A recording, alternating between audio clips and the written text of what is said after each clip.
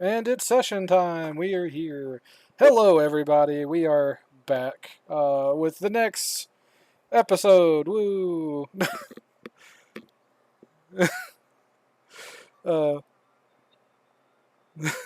Ray will be leaving us soon. He has prior engagements.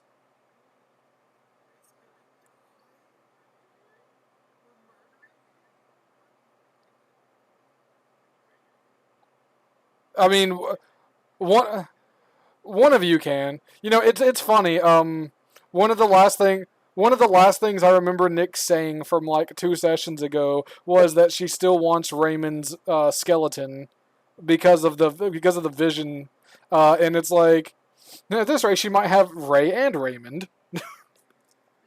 I need to like literally one of the things I keep forgetting about but need to do is come up with a reason and slash way for her to find Raymond's skeleton, given that Raymond does not exist in Barovia in this timeline because he is replaced by Ray. Um, so yeah, that'll be interesting.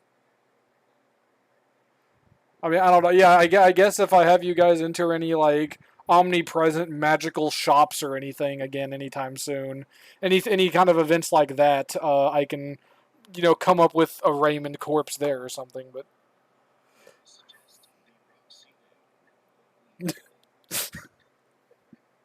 he still exists in the continuity. He's just a scoundrel and a rogue, not a well-respected adventurer in this timeline.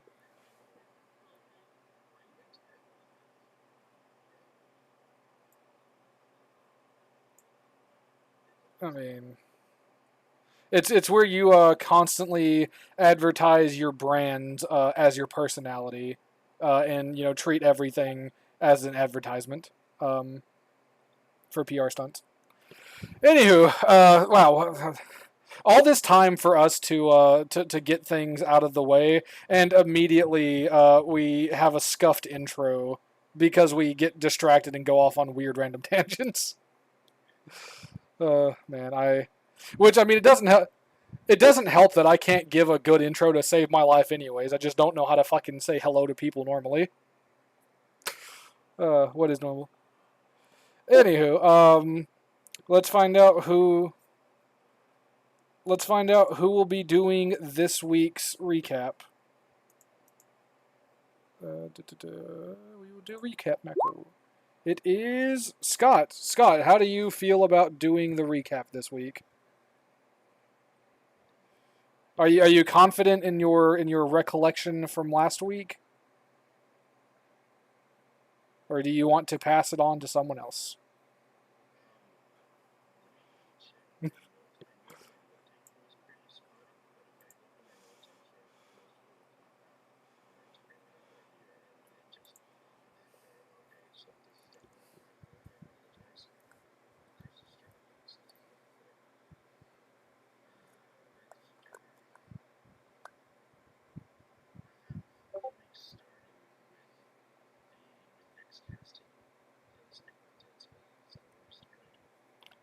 Um, I think that was last week.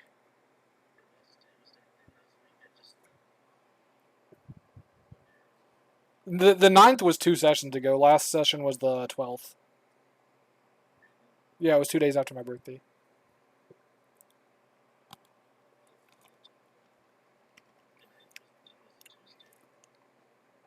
Yes, it was.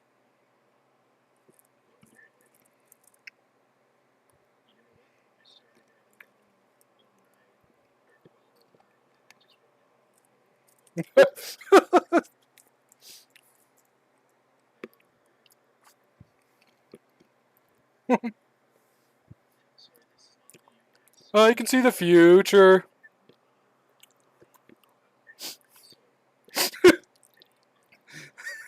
Dude, that felt like that got real fucking personal.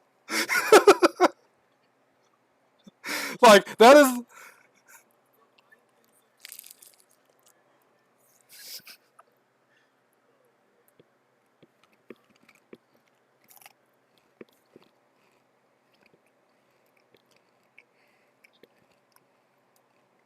Hold on. A minute while you look for that. Gee, start talking. Gee, start talking and listening to yourself so we can get you adjusted.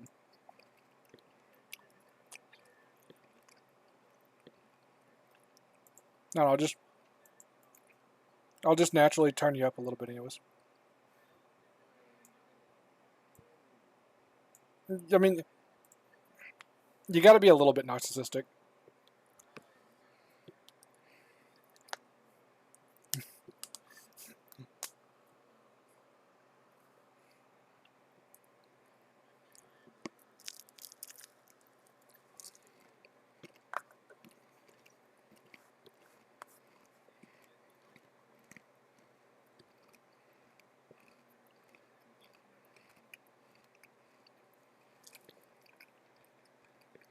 Hmm.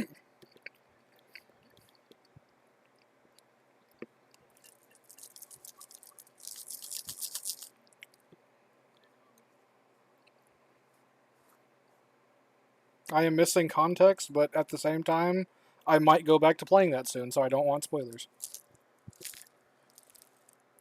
Mm, it just got too repetitive for me.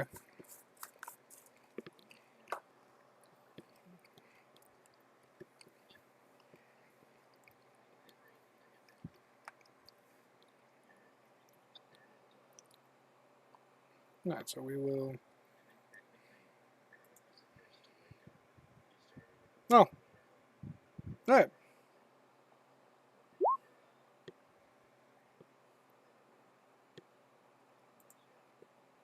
Are you? Do you sound well enough in the playback, Gee? Like, are you loud enough, or do I got to turn you up some more? Because I think I have you on par with the others, but I don't know if like the Discord me hearing you volume is like the same as like going through the stream volume. Like it should be because it's using Discord for the audio, but at the same time, like I don't know if me turning you up to like me hearing you louder is like making you louder or just me hearing you louder kind of thing. If that makes any sense the way I'm saying it, I feel like I had a mild stroke somewhere through that thought process, but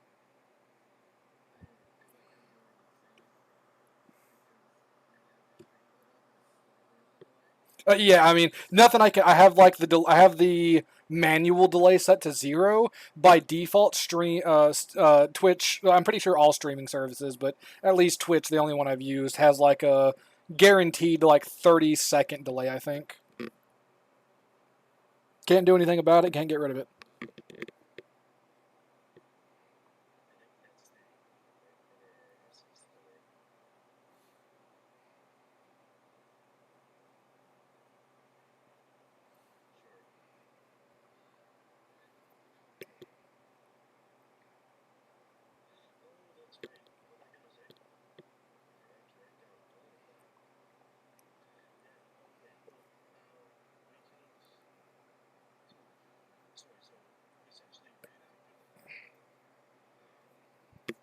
The second fireball.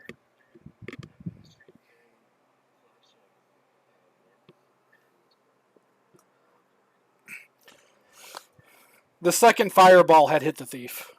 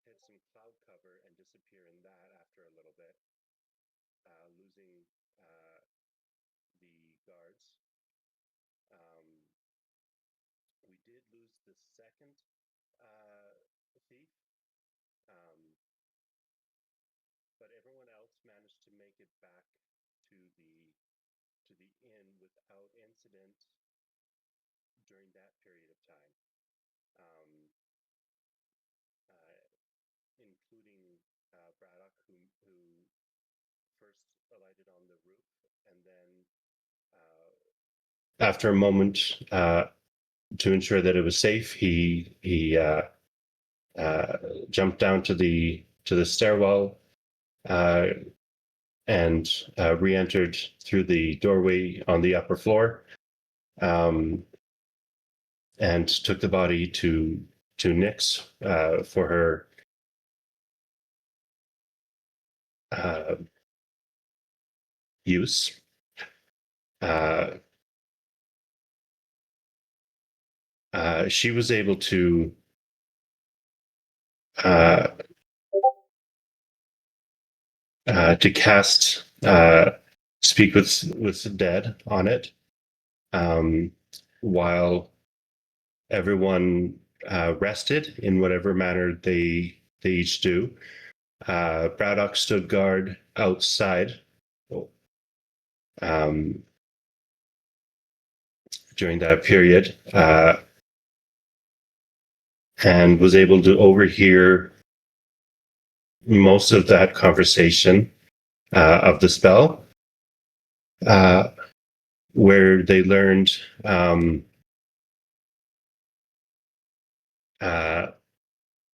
that the two thieves were sent by the leader of the Vistani to steal back the Tome of Strahd, that they had a second mission of their own from another master, which was specifically to kill Hana.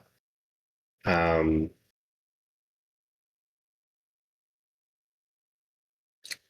there was something else, but Braddock was not specifically interested in that, and so he did not take note of that. Uh,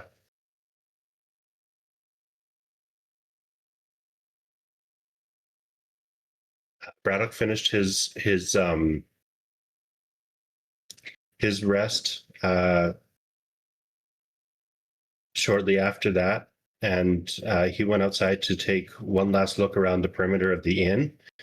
Uh, Finding the wood pile outside, he grabbed a good long, thick piece of wood, which he later carved into a club, which curiously took on the appearance of a chair leg, um, for absolutely no reason.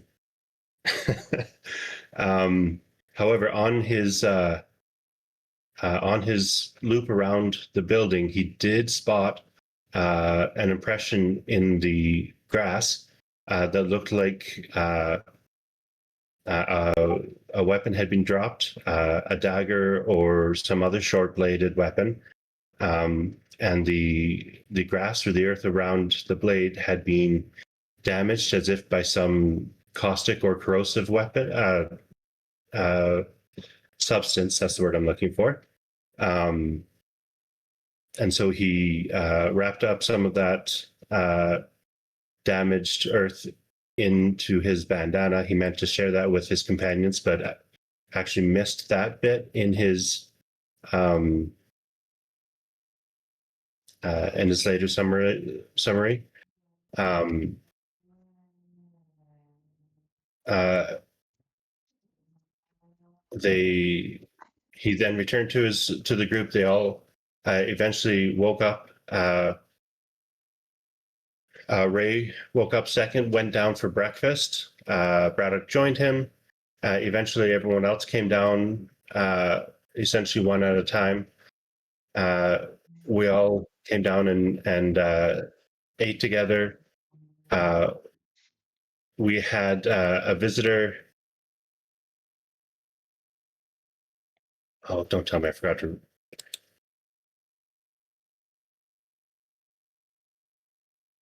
Uh, the visitor was Rictavio. Um, really, still don't exactly know who he is, but he came down and ate with us. Um, and then he left. Braddock finally got a chance to give everyone an update on all of the issues he's been taking note of, but keeps neglecting to bring everyone up to date on. Hannah, during Rictavia's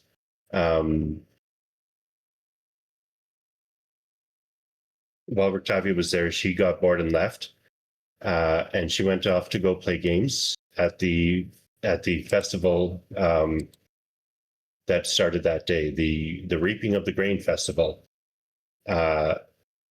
She was really good at the skill games. She won a bunch of stuffies, another fox, this one black, a few others.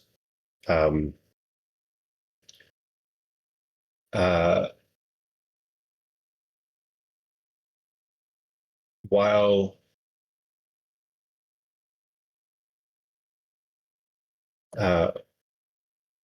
shortly after Braddock finishes his update, we all take note of Hannah's absence and decide that we should go out and find her and take and go find sorry,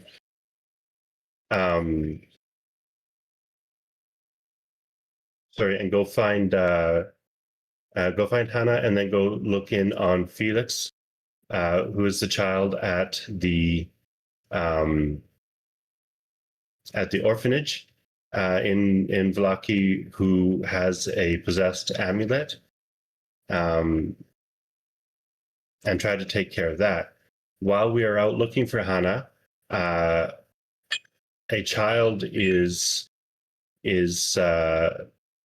an attack happens in the middle of a crowd at the festival. We go to take a look, and we realize that the child, or Ray, realizes that the child has some striking similarities to Hannah when viewed from a distance. Braddock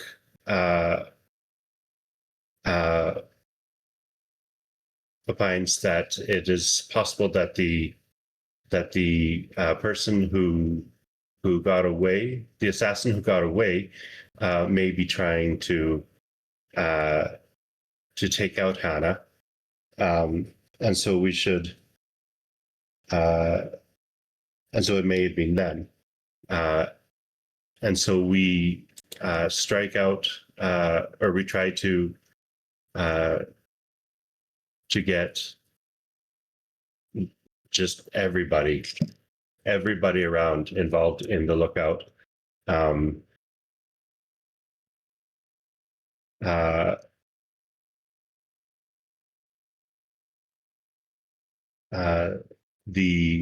The father of the church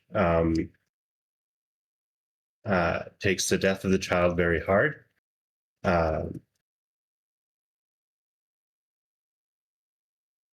And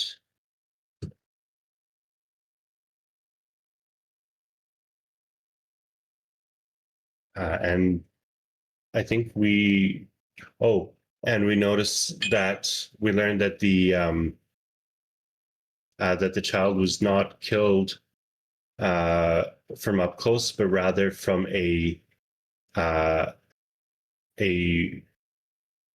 trap set with a ranged weapon that was set to attack a specific location, which we decide means that the child was probably lured to that spot somehow. And so we begin investigating that, and I think we were about to start investigating, trying to search for other traps throughout the festival area, and I think that's where we left off.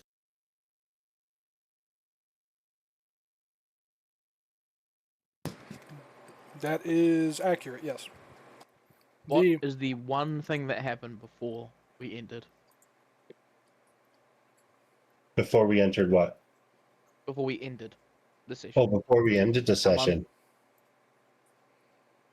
You know exactly what it is.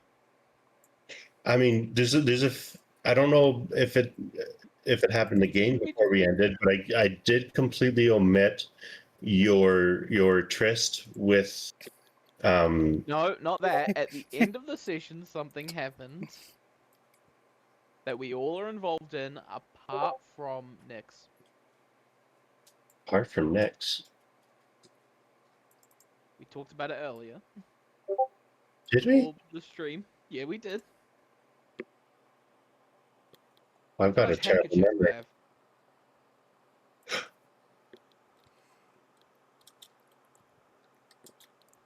well, I'm not You gonna like go that was look for a some clues? that was a good enough recap for you to get your inspiration. Um, so you got that. The event that he is looking for is when we ended last session. We actually ended last session with all of you except for Nyx, who managed to distract the child. All of you accepted costumes from the children of the Oh, orphanage and put them on. And currently, Nyx aside, all of you are dressed as the Mysteries Incorporated gang. I totally With forgot that. You're right. Braddock dressed as Fred Jones. There is Ray Oak dressed as Daphne. I don't know Daphne's last name. All the years I've watched Scooby Doo, Hmm? do not know Daphne's last name. Um, No, Daphne Keene is someone else, isn't it? I mean, it might be. I have no idea. Cygnus is dressed as Norval Shaggy Rogers. Hana as Scooby Doo. And Nyx as Nyx. Uh, Except all the costumes have like minor changes to be legally distinct.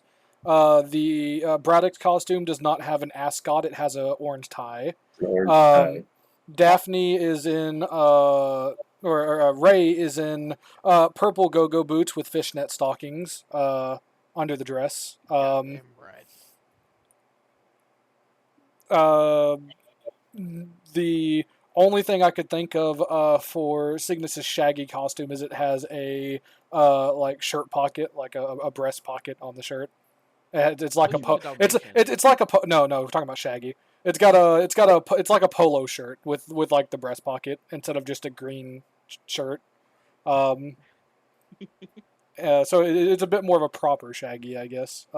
And then yes, even though I had said that originally that it was brown because I was going full Scooby Doo, once I made them legally distinct, it was changed that Hannah's Scooby costume is a Dalmatian rather than a Great Dane. And that is our legally distinct changes. This is not the Mysteries Incorporated crew, but there are Mysteries Incorporated with this episode. Uh, and yes, that was a mild setup just to give the episode name and a pun. So, continuing on from where we left off, we had Nyx, Ray, and someone died. Scott. No, Oh. we had Nyx, Ray, and Braddock all splitting up to search for clues, as it were, amongst amongst the crowd.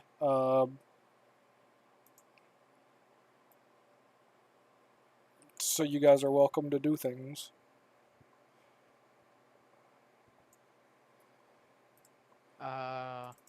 What was I? Oh yeah.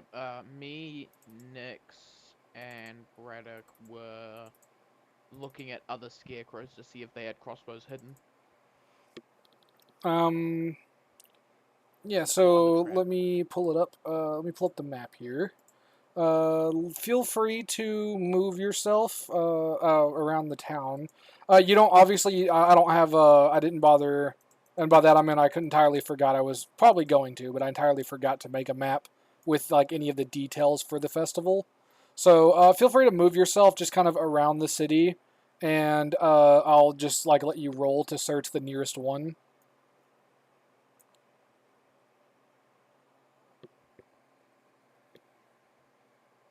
So what would that be? So yeah, so where you're at, make an investigation check. Oh, I'm so good at those. Can I guidance myself? Yeah. You're not in This a is you're not in a gonna go rush. well. Yeah. I'm also going to like thoroughly search scarecrows. Also, I'm gonna keep an eye out if there's someone suspiciously standing next to a scarecrow. Like eyes on the festival, looking intently, right, pretty much the distance away that we found the string before in terms of. The string was like 3 feet long, so he could have been anywhere within 3 feet of the scarecrow effigy to have activated the trap. And it was like borderline. It was basically twine. Like it wasn't see-through fishing line because that doesn't exist in Barovia yet, but it was like just simple like cord twine. It was brown, so it would be kind of noticeable, but as like small and thin as it is, and the fact that so much stuff is brown, it also kind of blended in and would have been hard to notice. Right. So I'm gonna be keeping an eye out for someone like standing next to the scarecrows. Scott, you have an echo. Am I having an The echo? mic's weird. Yes, you're having an echo. You fixed it. Good job. Don't know Okay. what you did, but it's gone. Yeah, All do you right. scream fuck like I do? No. No, he's from Canada. He screams frick, like Captain Sparkles. I'm gonna basically keep an eye out for any scarecrows that have someone kind of leaning, So someone in their vicinity who was looking dead set at the festival goers, in kind of an odd manner, like a searching manner. okay, if that is specifically what you're looking for, then yeah, go ahead and make me an investigation.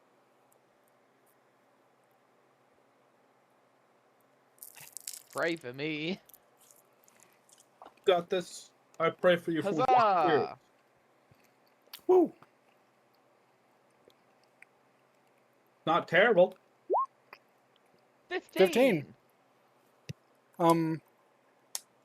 As you're looking around, you do see a man who's kind of like leaning up against one of the. He's leaning up against what would have been like a light post that has like an effigy. It has like kind of like a wreath of like hay around it, and it has like one of the effigies. It's not going to be an effigy that's going to be lit on fire, but it is kind of like decoration around the post and whatnot. Like there's a hay bale and stuff that he's kind of sitting on next to the post. And he's there, and he's like watching out at a crowd of people. Seems like he's watching intently. Hard to tell. You can make a sense motive if you would like, or you can just go ahead and jump to conclusions. Stab Sense him. motive? Kill him right what now. would that be? Insight? Yes, thank you. Shoot him in the face. Sorry, Plas I would talks like to make about athletics Pathfinder and so much that my brain constitution. halfway defaults to it.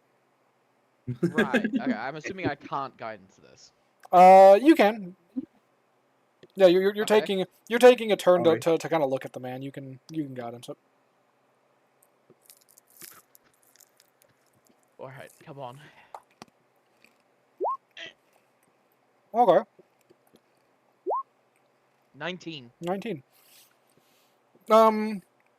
He's watching very intently, and for a moment it's setting off. You're kind of moving closer, getting ready to materialize your sword, and at that moment you see a young boy, probably around 11 or so, kind of break through the crowd and start to move towards him. And as the kid moves, he like hops up off the hay bale and is like, "Hey, you have fun?" It's like talking to him like it's his kid. And it seems like you're able to gather he was just intently watching the crowd to try to keep an eye on his kid through the crowd of people.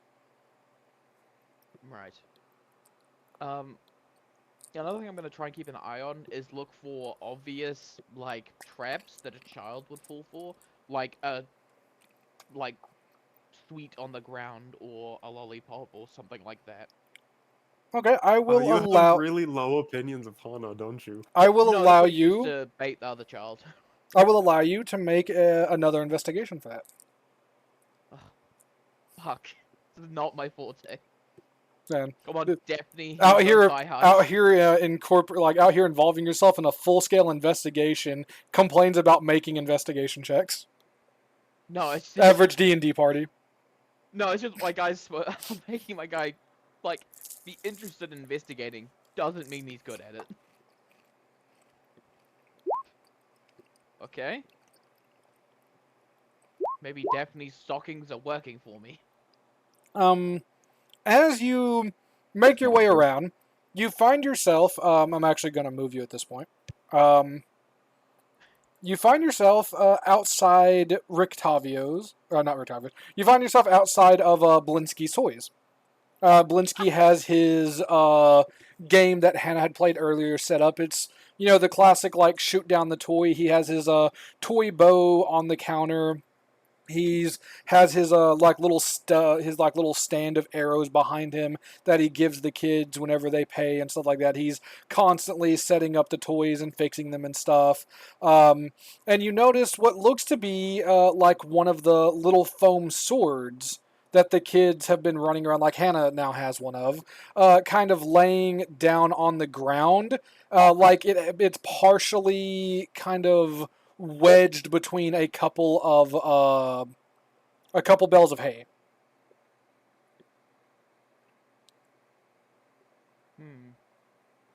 I'm going to look at the scarecrows in the vicinity and which one would have the clearest shot towards if that was the target. Clearest shot, probably the one that's like directly next to it. How far away is it? Less than 5 feet. Is there anyone standing next to a scarecrow? Like, same thing from earlier, looking at Nope. particularly that spot. Nope. Do you want to go investigate the toy sword? Yep, I'll do it. Okay. Please tell me exactly what you're doing. Keeping my guard up. Okay, please tell me exactly what you're doing when you investigate the toy sword. I'm gonna look around it for a little bit in terms of see if there's anything that would trigger it remotely. Okay. In that case, you may make an investigation with advantage.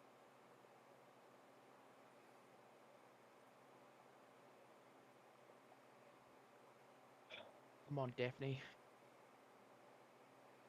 Use those thighs and help me. Oh. Can you get a 2 or higher? All right. 21. With your 21, you are watching, and like from what you can tell, no way to remotely activate. Like either this is a trap that he like the guy just isn't around to activate this trap at the moment. It has like future use or whatever.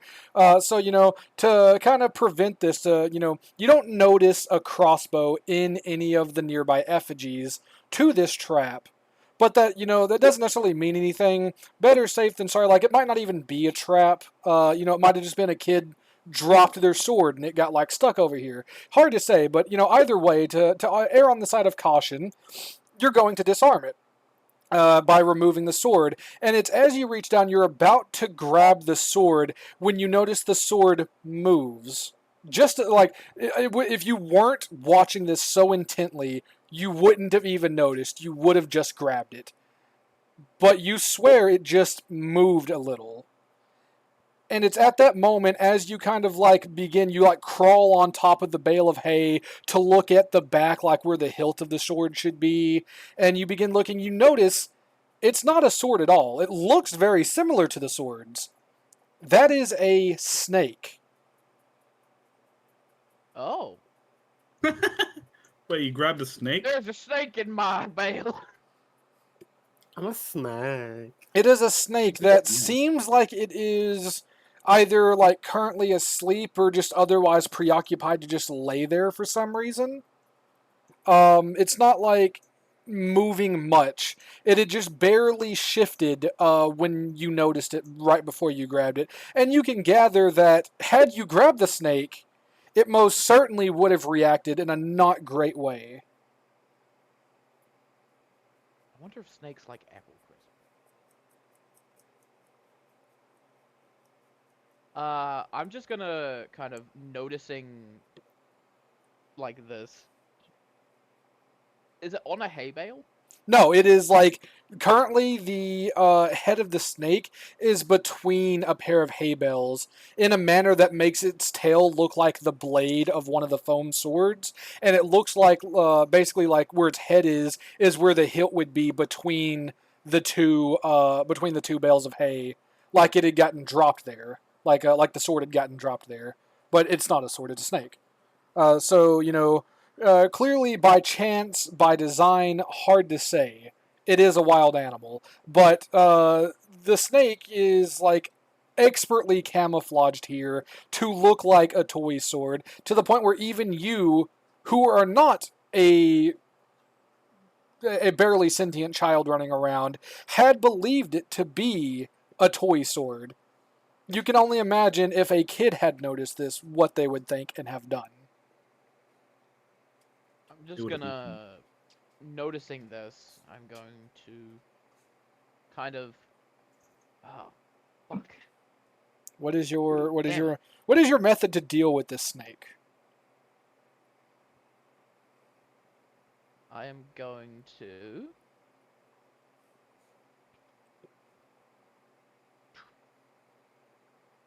All right. Well, while you think of what you're going to do to the snake, Predek, what are you? You're also walking around on your own now, searching. What are you doing? On my own. Yeah, because you three had split up. Right. I'm specifically looking for.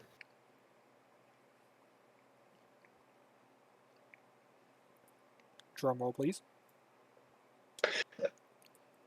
I'm trying to decide if I'm specifically looking for Hannah first. No, Hannah showed up and then she ran off again. You didn't see her. No. Nyx found Hannah. I mean, not Nyx. Nyx Cygnus. Cygnus found Hannah. Hannah. Found Yeah, Hannah. Hannah didn't give a shit about the person that got shot. She was Hannah. playing the game. Hannah probably doesn't even know about the kid that got shot. No. She heard Yeah. some screaming in the background. That was it. Yeah. Hunter doesn't even know about a kid getting shot. Nor does Yeah, you heard some screaming in the background. That was it. All right. Yeah, Nyx is the one who doesn't care. Yeah. All right. Well, Hannah next died, goes she'll about just make a missed sword. out on this opportunity for another skeleton. Think about all the places a child-sized skeleton could go. That's. All right. So yeah. I.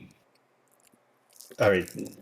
Braddock is not particularly intelligent, so what he is going to do is he's going to check every statue, like every words. That first trap was made on like a straw man, Yes. right? So he wants to check all the newly constructed statuary for this festival, all the cutouts, all the straw men, all the all the quickly painted signs, anything that All right. That's not going to be a quick task. Pick oh a no, pick be a a long direction. Pick a direction in the city to start with, and we will go from there. does the festival take the whole city or like just the The market space? the festival is like mostly like, yes, it takes up the entire city, but most of the attractions, so to speak, for lack of a better term, are down around between like the main street down to like the town square. Okay. Like there are some outliers set up here and there. Like there's some stuff over here by the general store area. Uh, there's some stuff kind of along the main street periodically, kind of like leading in towards the town square. But like most Yeah. of it's kind of within that general area of like the center of town. But the entire town is like festivaled up, and there are people making their way in from the gates like to visit the festival. So there's people like kind of migrating all throughout the town. Okay. Better idea then. I want to make sure I have a description of the guy who got away, the thief who got away. So I don't think I got that earlier. So I want. Make a persuasion. I described him to you when I told you to look for people when we first saw the body. Okay. A persuasion, you said? Okay. Okay. If you described him, Ray, then describe him. Who were you looking for? We never actually got any physical details on him. Strange. Yeah, go ahead and make me a persuasion, Scott. Okay. 24.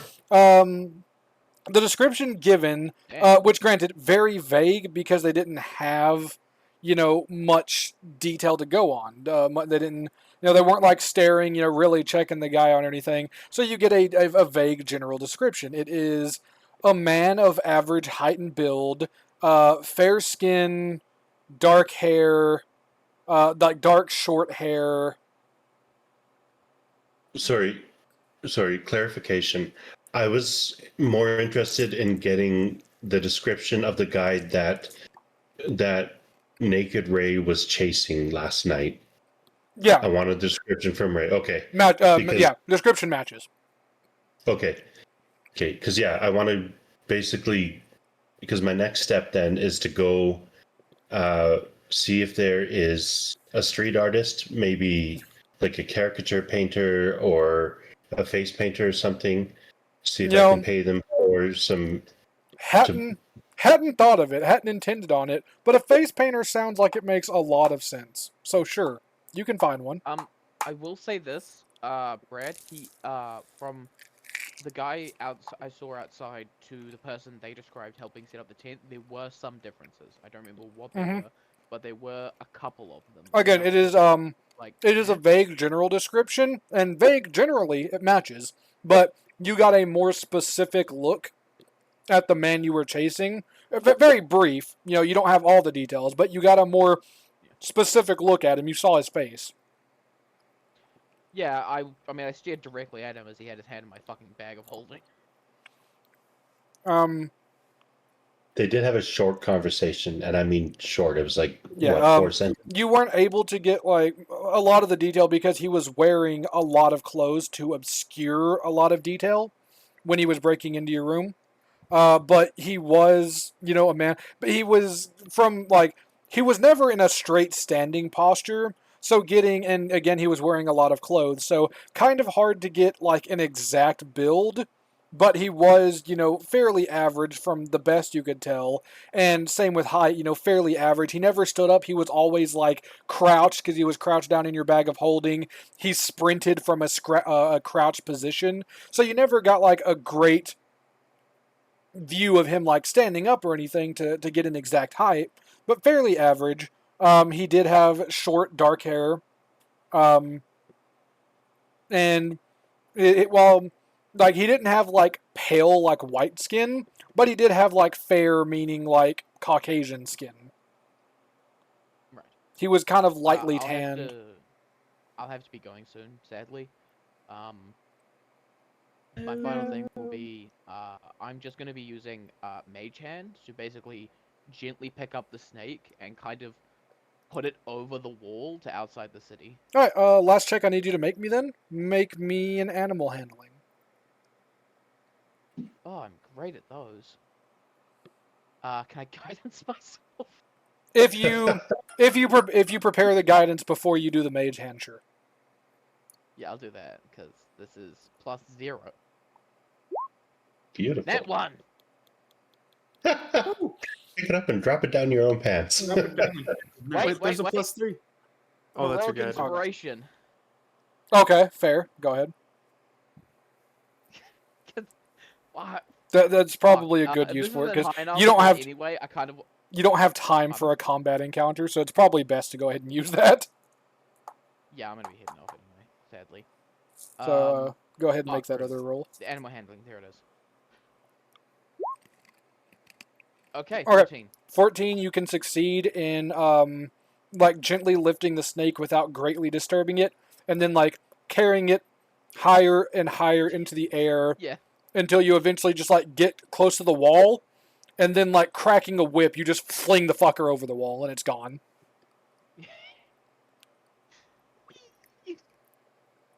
I will say he doesn't like just whip it. He does put it down. He's not Yeah, gonna. it was a joke. It's a high wall. I don't remember the exact range of Mage Hand because the person who normally uses Mage Hand has like a 1 mile range.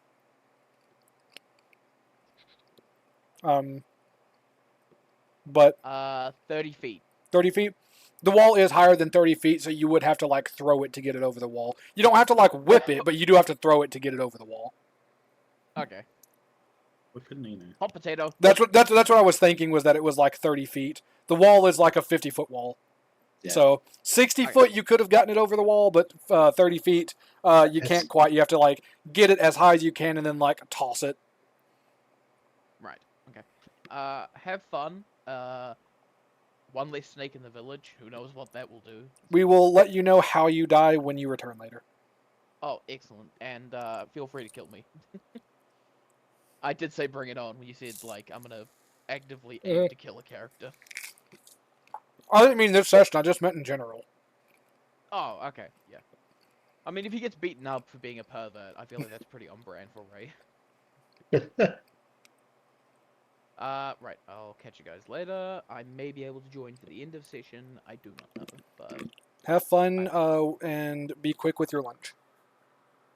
Yeah. Happy it's birthday gonna be to a your while, brother. no matter what. Happy birthday to your brother. Bye bye. Bye. And then there was one less. All right, Yes. so, sorry, you were doing what, Scott? You were changing your mind because I want to take that description okay. To a street artist Mhm. and see if I can't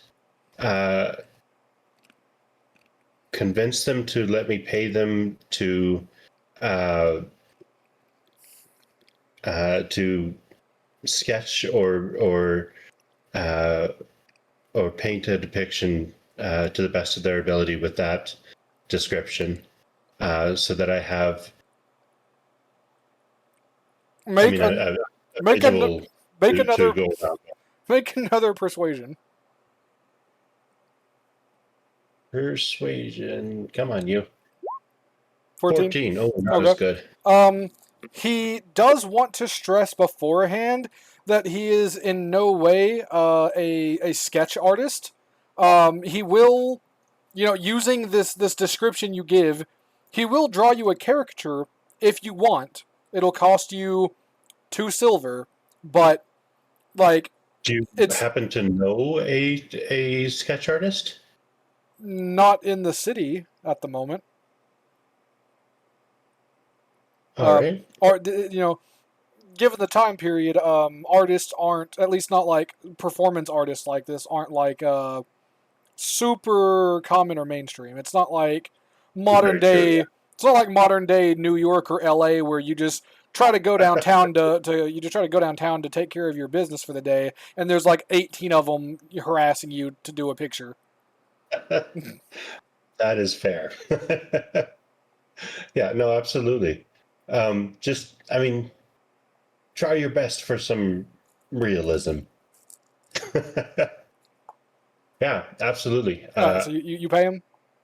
I will pay him. I will set a gold on his. It takes all of about 30 minutes for him to finish this. Which, granted, he's a face painter, not really like not like a drawer or anything. He's definitely not a sketch artist. But after like 30 minutes, you get like a caricature that resembles a dark-headed XQC.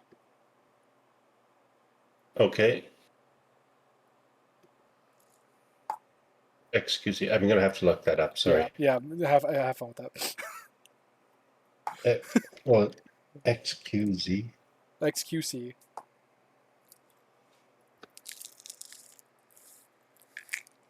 He is a streamer that started with Overwatch and then went to Variety. Probably one of the bigger ones on the platform right now. Also, one of the biggest memes.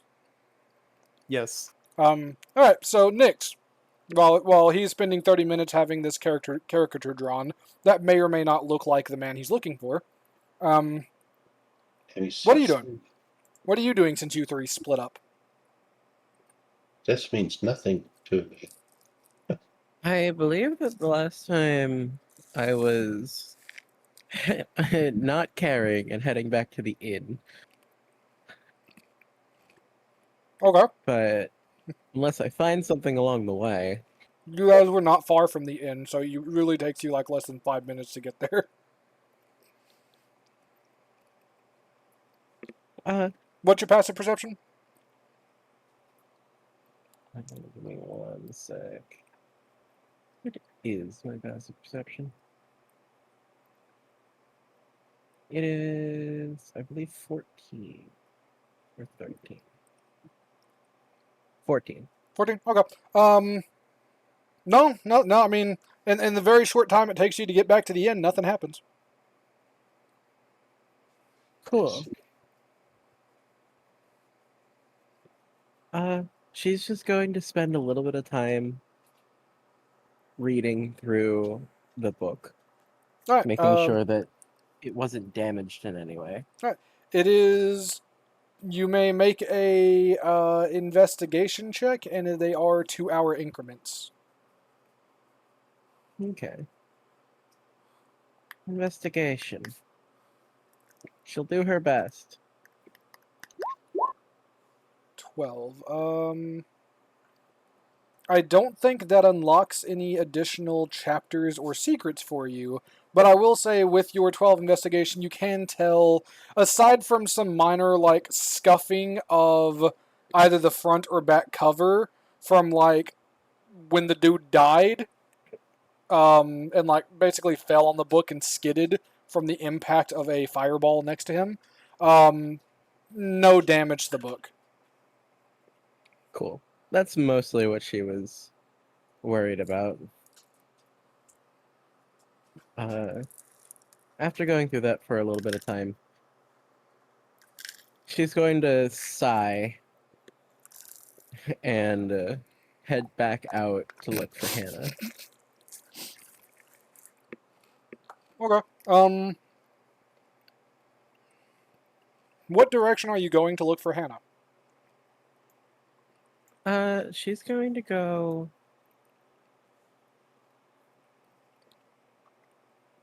She's just going to look for what part of the town has the most, like, the biggest crowd, like all of the games and everything, and go there. Okay. That would probably be more. I mean, they're kind of spread about, but you know, a higher concentration closer towards the center of town. I believe when we left off, Hannah, you had paid for you and Nyx to engage one another in a game of Frog Bog or Toad Bog. Cygnus. You and that's what I meant. You and Cygnus Cygnus. kind of walked up. Ahana wasn't specifically gonna play against Cygnus because then she can't make money. Okay. So you two are at Toad Bog. Yeah. Toad Bog is like right over. It's like set up like right over in the space between. I wasn't sure where it was, so yeah, it's over in that direction. Yeah. Cause Hana wants to make at least make back the money she spent getting the toys. All right. So you wish to partake the proprietor in Toad Bog.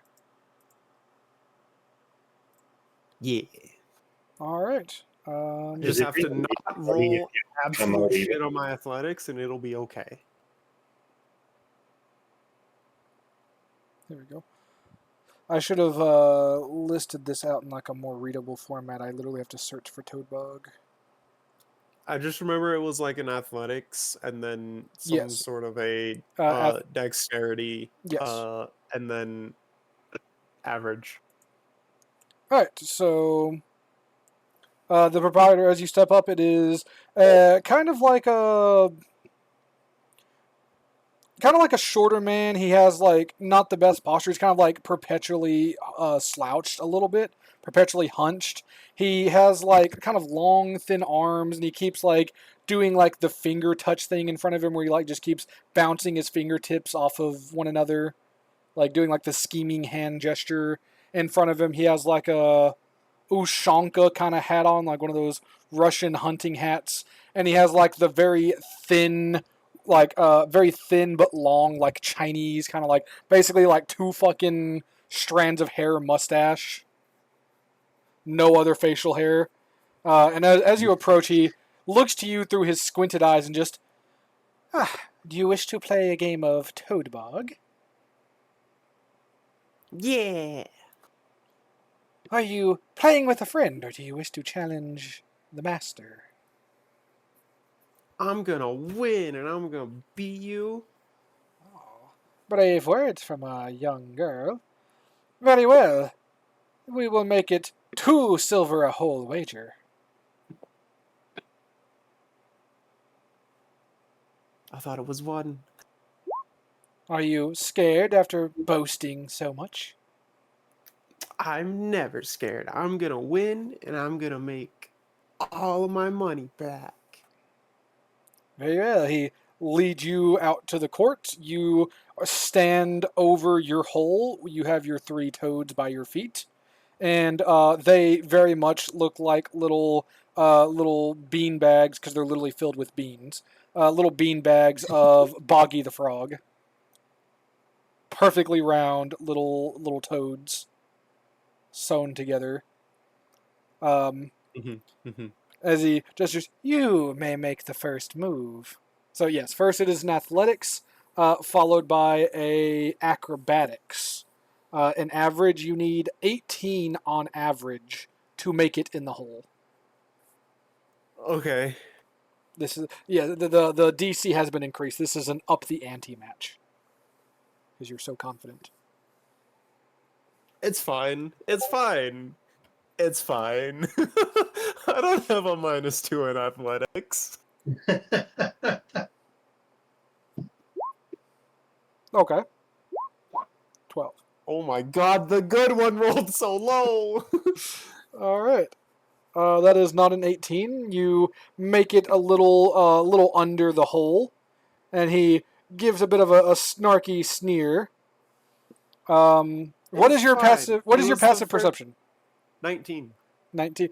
Okay, you notice as he reaches down to pick up one of his toads, it is kind of rolled off to the side, and another one from his long sleeve comes down into his hand to make it look like it's the one he just picked up off the ground. As he begins to prepare himself to toss his toad.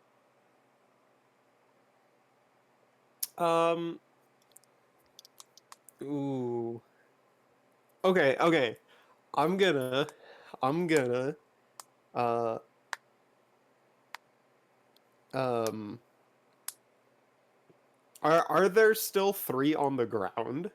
I mean, technically yes, but the one he picked up, meaning the one that he batted away, kind of rolled like several feet back behind him. Basically, it is like very close to a larger pile of toads now, so it looks like it just kind of like is part of that pile. Okay.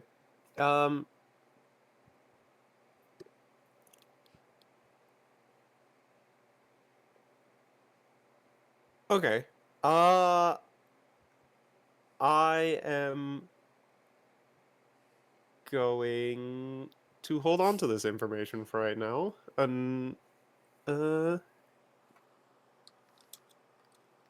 Yeah, I will just hold on to this information for now. Alright. He lines up and tosses his toad. So he gets a 13 and an 8. 21 divided by 2 is 11. That is not enough to make his DC 14. Using the toad that he got from his coat that slid down into his hand.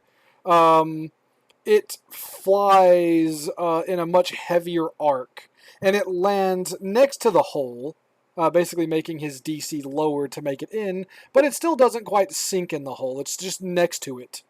Unlike your toad that like hit the ground and kind of rolled a little bit, but still didn't go in the hole, his just kind of like stops on the ground where it lands. Mm-hmm. Mm-hmm. And it is back to your turn. Neither of you have scored a point. No one owes money. I will lower the DC down to a average 16. I realized 18 was incredibly fucking high even for an up the ante. I am universally adjusting the DC. Like, even for the average bet, the DC is lowered a little bit now. So, yeah, DC I'm just 16. trying to think if I want to throw it a specific way, like try and arc it, or if I want to try and like... God, I can't just yeet the thing to get it in because that would be more athletics, and I fucking suck at athletics. I mean, I will say, you have knowledge that he is actively, in some fashion, trying to cheat. Yeah. I mean, you could try to even the score if you can think of something to do. Well, because Even I the wanted closer. to try and like finesse my throw. But I'm trying to think of like a good way to do it. Like still like within Well, the rules, but just like trying to like yeah, roll it into the hole or something. perhaps you might not need to finesse your throw so much if you were able to like switch out one of your toads for his special toad on the ground.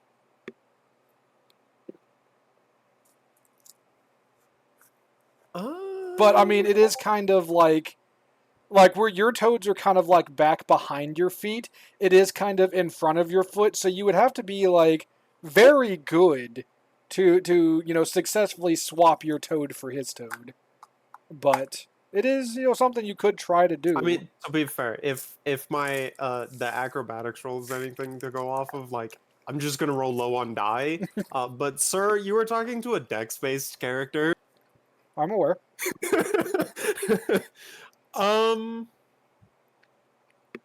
Okay. I'm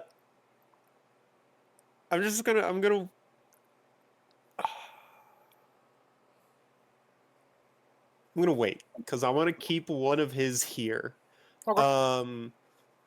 And we're just gonna Okay. try it again. One And thing I you want to try actually, and kind of like... I will say another thing you could try to think of when it comes to finessing is you do have a toad that is technically in play. It did not make it in the hole. Since there is technically no rule against it, like it's not addressed at all in the rules that you were given, so there shouldn't be anything wrong with you like trying to shuffleboard your previous toad. Basically, like That's in what the I'm event. thinking. It was one of my ideas, but I'm just like, that's gonna be a more athletics, and I don't have that. But Actually, what I will do is I will allow you a sleight of hand prior to throwing your toad. We will say the sleight of hand is DC 18. And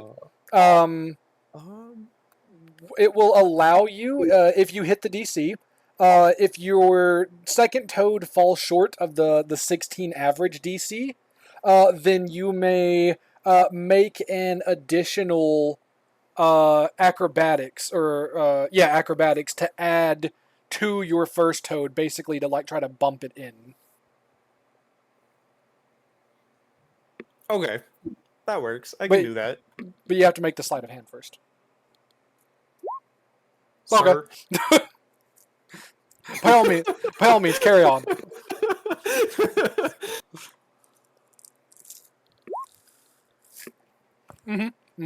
At least it's not a natural one.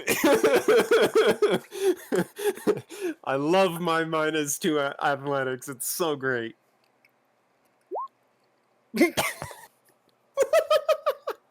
20 DC 14. Barely miss it. Okay. You An may. economy of your rolls. All right. It's another acrobatics, right? Yeah. Go ahead and make another acrobatics.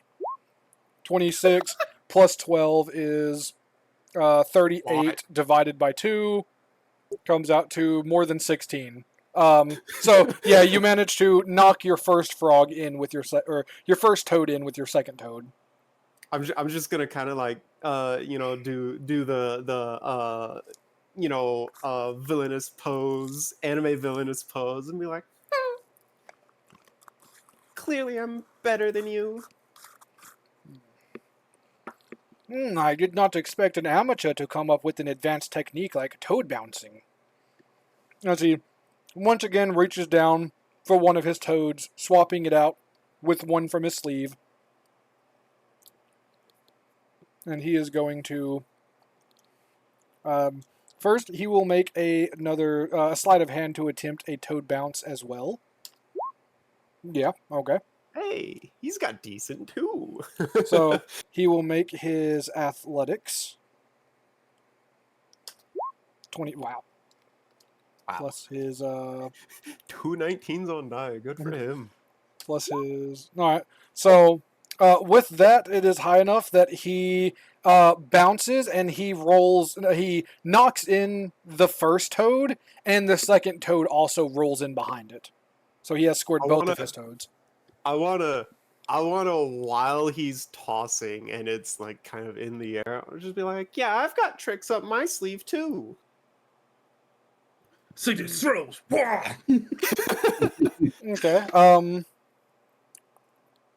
With your passive perception, there's a bit of visible tension. I mean, again, you said while this is in the air, so it doesn't affect his throw in any fashion.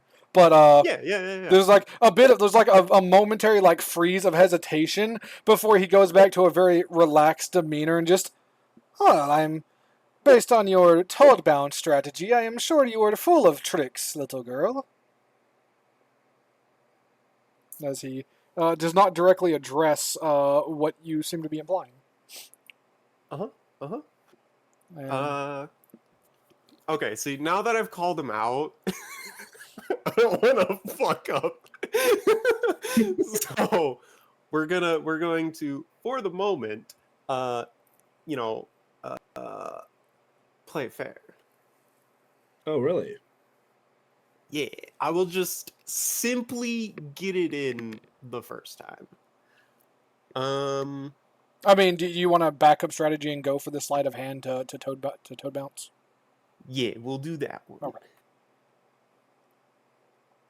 Yeah, like if you Sleight of make hand. if you make the sleight of hand, so you successfully toad bounce and you make it in the first time, then you toad bounce in the second one as well. So it's like 2 for 1 if you well, you roll the stealth. That's the wrong one. Yeah, I that's clicked the right. wrong button. Ooh. I can click the unlucky. It's Okay, fine. It no will toad simply bounce. go in. It will simply go in. Just gotta go in. We will Okay. just simply go in. 27. 20, that is a like 13 and a half. Not enough to make it in.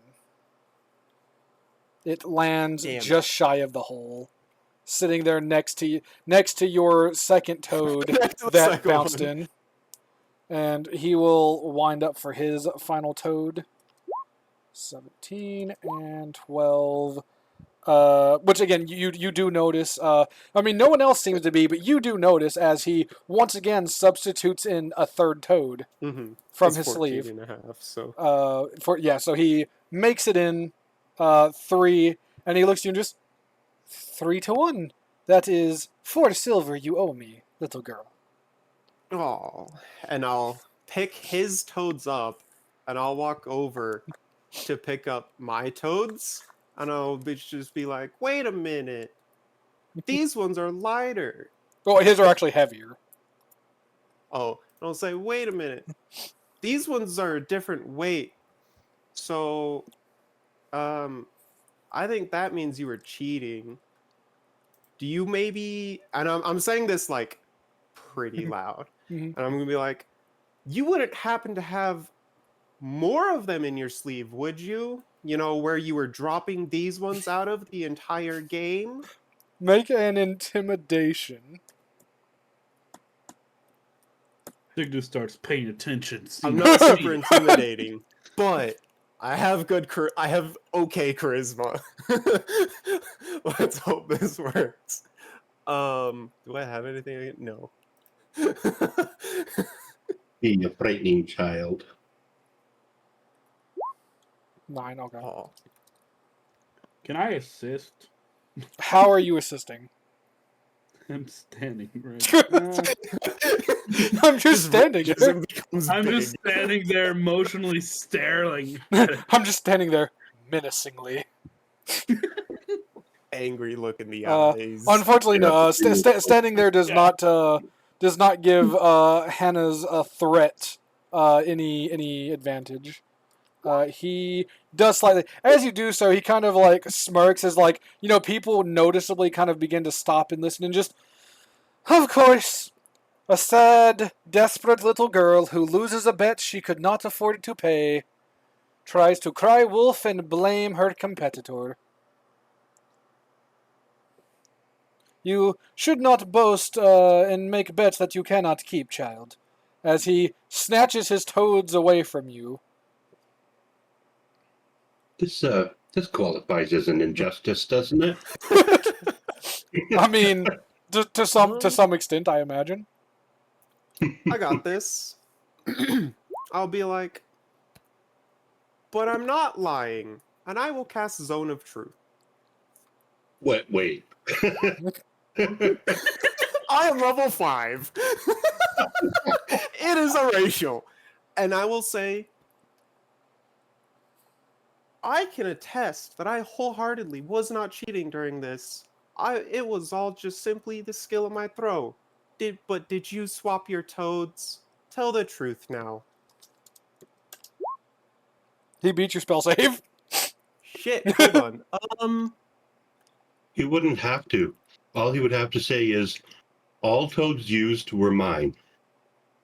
Well, I appreciate the handout, but he beats the zone of truth DC. So he kind of straightens up and he like uses 2 fingers to stroke down his long thin mustache and just yes, I used my toads and my toads beat you fair and square.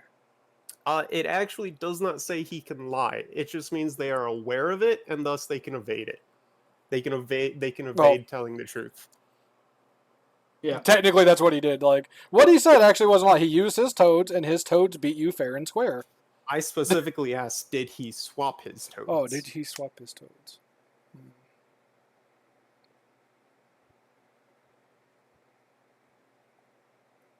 Yeah, he kind of skirts around answering your question with his answer.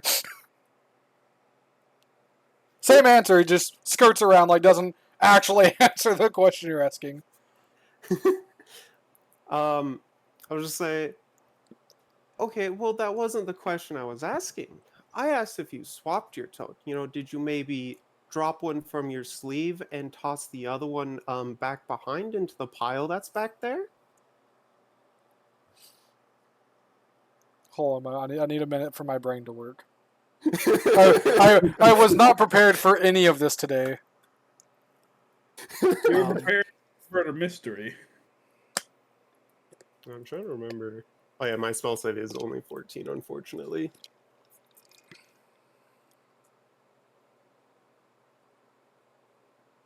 I got nothing. Who expects I to can't tell think. the truth? I can't think of anything.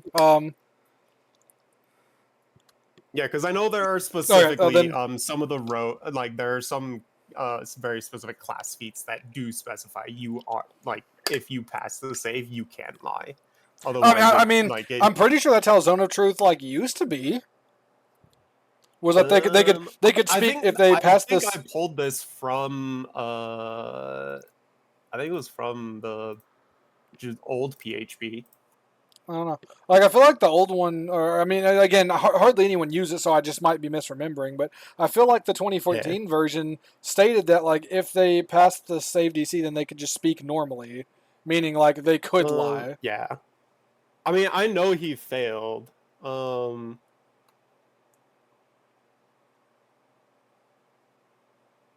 It's also if they start their turn there, they have to redo it.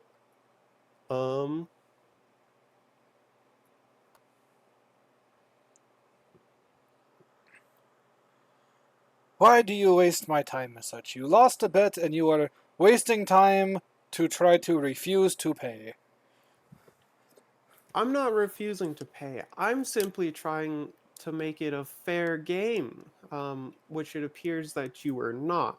And I will say, as I pull out like 7, gold, 7 silver, just to kind of show, and because I already gave him 2 to play, so it would just be Oh no, you 1 or don't. 3. Yeah, you don't pay any before playing if you're challenging Oh, him. It's okay. just 2. So in this case, it was a higher bet, so it's 2 per hole. You made Okay. 1, he made 3, so 2, 2. so it's 4. Okay, yeah. Well, I'll still have like pulled out kind of a small handful of silver and be like, I'm not trying to get out of paying. I was just trying to play a fair game, which it would appear that you were not. Well, those are quite the accusations you are throwing around.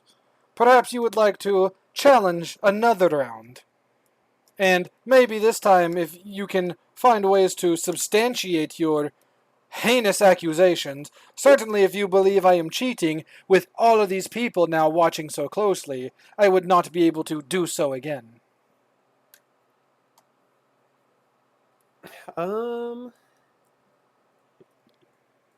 Let's see, because he wouldn't go grab. I'll say, okay, I'll just go grab some new toads for us to throw then.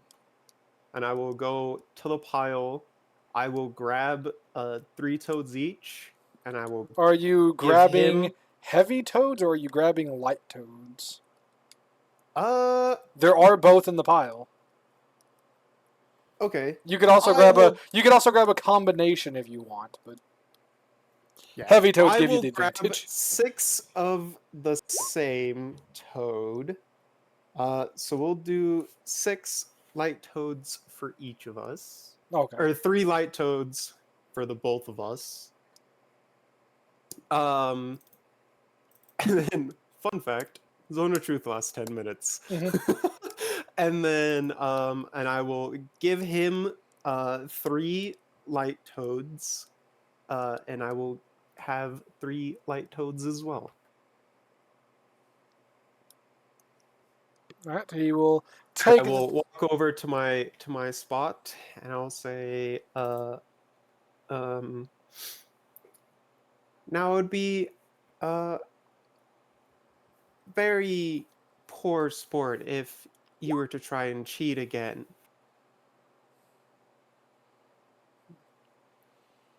Do levying such accusations before we begin make you feel better knowing that you are still going to lose? Does it help your childish ego reconcile the difference in our skills? I think it's a much more childish ego to cheat a child out of some silver coins.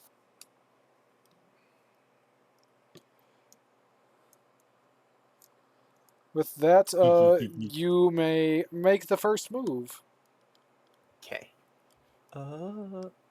So it's all right. The crowd around you is now chanting, Toad, Bog, Toad, Bog, Toad, Bog. Because I couldn't think of anything else. God, why is my athletics so bad?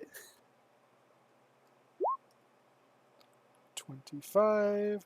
That is 12 and a half each. That the first toad misses. Why is my athletics so bad? Why did this have to be a dual stat game? Okay. Get fucked. His first toad misses. No cheating.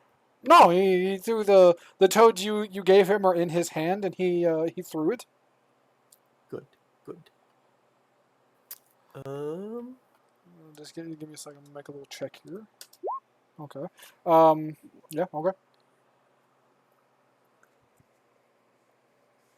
I don't You like may what that was for. you may make a perception if you would like. Yes, please. Can I? I'm watching. Sure, you can go for it. All right. Yeah. So he beat your passive. Yeah, he beat your passive. All right. You do not know. He's You like trying really hard now. yeah.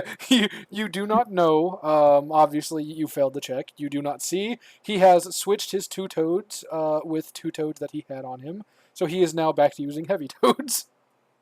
It's okay. I very specifically told the crowd that I was giving him the same weighted toads. So A trap within a trap. Well played. yeah. We will see if he can wiggle his way out of this in the end. All right. It is back to your turn. We're doing bouncing. We're bouncing. Let's go, motherfucker. You will in fact bounce the toad if you miss. It's fine. Uh-huh. Okay. Love it. Seeing like a 0 and it not being red is so funny. Okay. That is like a 6. No, 8. Both of your 8 toads average, or 9 average. both of your toads land in an unbounceable position. Mm-hmm. Oh, Your third toad will just be a flat They're toad. behind it. I get them behind the hole. I'm so good at this Like game. you managed to literally hit the top of the first toad, bouncing the second toad over the hole, making the first toad kind of roll in that golf way to where it kind of lips the hole and you think it's going to go in and then it just goes over behind it. And they are both effectively out of play. So he will try to bounce. So he has 14 does not make it, so no toad bouncing. So 7 and 16, 23. Okay. He can technically try to double bounce his toads if he can roll well enough, but no toads have made it in your last toad. Okay. Okay. Aha. That is a 33. That is a 16 and a half. You make the third toad in, nothing but net. Let's go. Alright, he will make the attempt to bounce the toad. I mean, I don't make it. That'll allow him to bounce one toad. Can he double bounce? Nope, just a single bounce. So he might make in two toads. 18, solid. Oh. Alright, Oh, that definitely goes in. he Yep. manages to bounce in one toad. I'll just be like, because I didn't see him swap him. I'll Uh-huh. just be like, oh, and then I'll pick him up and I'll go. Wait a minute. Again, you start with your accusations, child. You lost fair and square. I'll walk over to a member of the crowd and go, "Hey, so these were the ones he threw. Feel this one. Give him the first one he threw. Now feel the other two he threw." Okay. You know what? He's gonna try to save face real fast. So before you go They're over, a different. Wait, he's swapping them again. okay, your passive definitely sees as he tries to swap your toads with heavy toads on the ground. And he's trying to swap mine right now. Okay. You have caught him. The members of the crowd are coming around to your side. You have caught him, and he kind of hangs his head and just, well, you have beaten me fair and square at my real game. And with that, he will produce a gold coin and hand it to you. Ooh, I was just hoping to make some silver back from the other games I played. But thank you. At least you have some integrity. Integrity.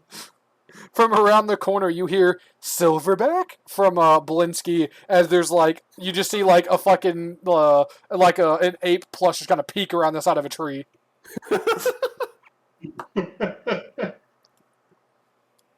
Alright, now I have to go listen to some fun stories from a very good storyteller. Bye-bye! And I will run over to go find Rictavio's TED. Okay. As you take off, Cygnus, what are you doing? B, Nix, you would eventually, as you were headed towards the town square, you would see Hannah take off, through a couple houses into the crowd at the town square. But first, Cygnus, what are you doing? I guess you'll just try and follow Hannah. You don't want to challenge the man at Toadbog? No. Not too interested in games. Okay. Oh, by the way, Hannah, another thing, as like further compensation for having thoroughly trounced him in the game of public opinion, you are given a heavy toad. Just you get to keep it. You get a heavy toad bag. One perfectly round little Boggy the Frog filled with beans, heavy beans. Now you gotta feed it. Actually, you know what? We'll say the heavy toad is filled with ball bearings instead of beans. Oh, how much does it weigh? It weighs half a pound, we'll say.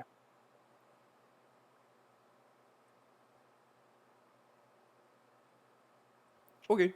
Okay. I just have a toad with some ball bearings. Like effectively, you have a bag of ball bearings. Yeah, I have a bag of balls. It is friend shaped. Are these real toads? No, they're effectively like they're quite literally The entire bean. time I thought you were literally grabbing frogs and tossing them. I heard toads, and I'm just like, what kind of game is That's this? just the name of the game. You know, Oh, if I ever bring Toadbog back in the Feywild or amongst druids, you will use real toads. But yeah, I just saw it was this real toad. I was like, this is such No, a strange game. they were quite literally bean bags. Like they were little knitted. They were like little knitted frog-shaped bags filled with beans, or in the case of the heavy ones, filled with ball bearings. Yeah, I was almost gonna like write sickness grabs on the toad and start playing with it. I mean, you could. It just wouldn't croak back to you or anything. You would realize when you grab it that you're just like playing with this beanbag frog. Yeah.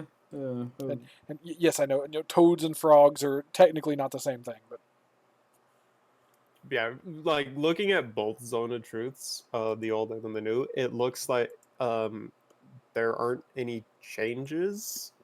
okay. I just misremember it because people like don't use it. Yeah, so the big thing on like if they succeed the save is they know that it has been cast and what the spell is. And so they can then actively choose to evade the truth and be kind of like evasive and say a lie without saying a lie.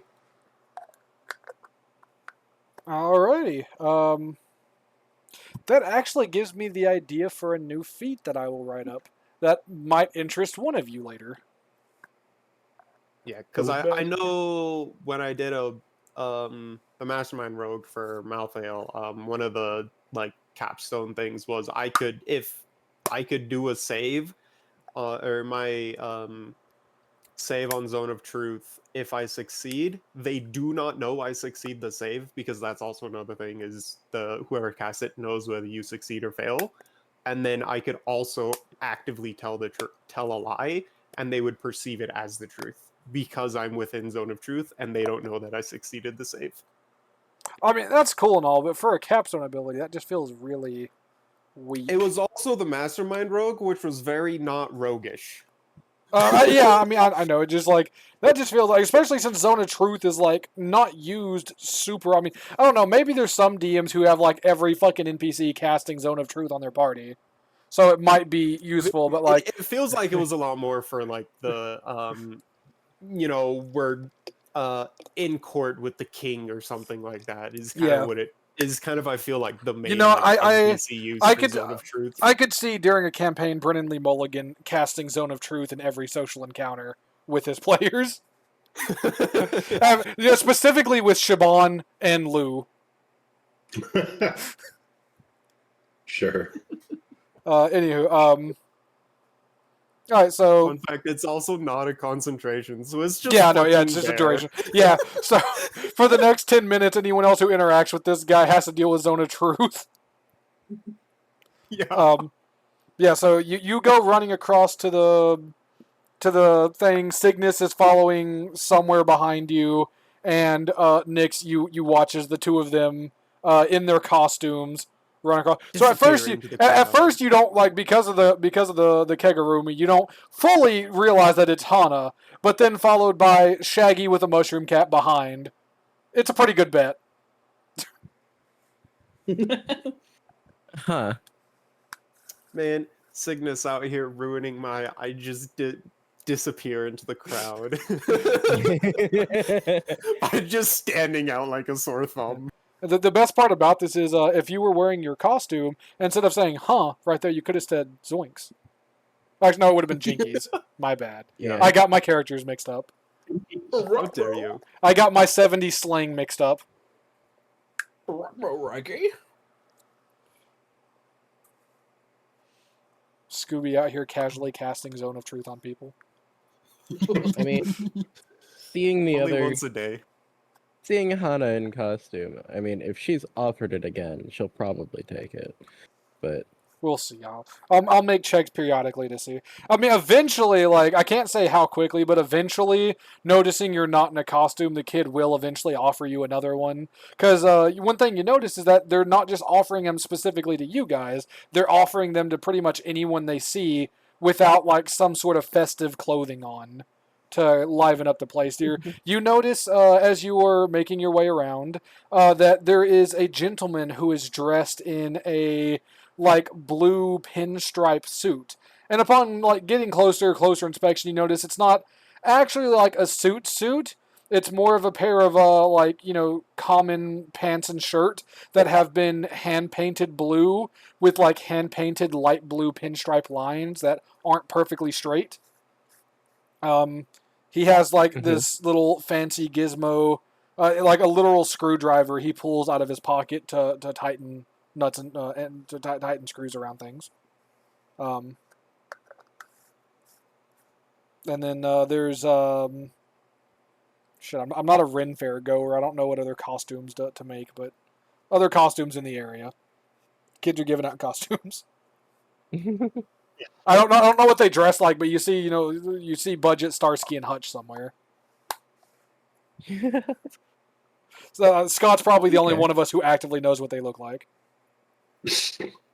yeah, I'd have to look that up. That is, I know the names, but it was well before our times. Ouch.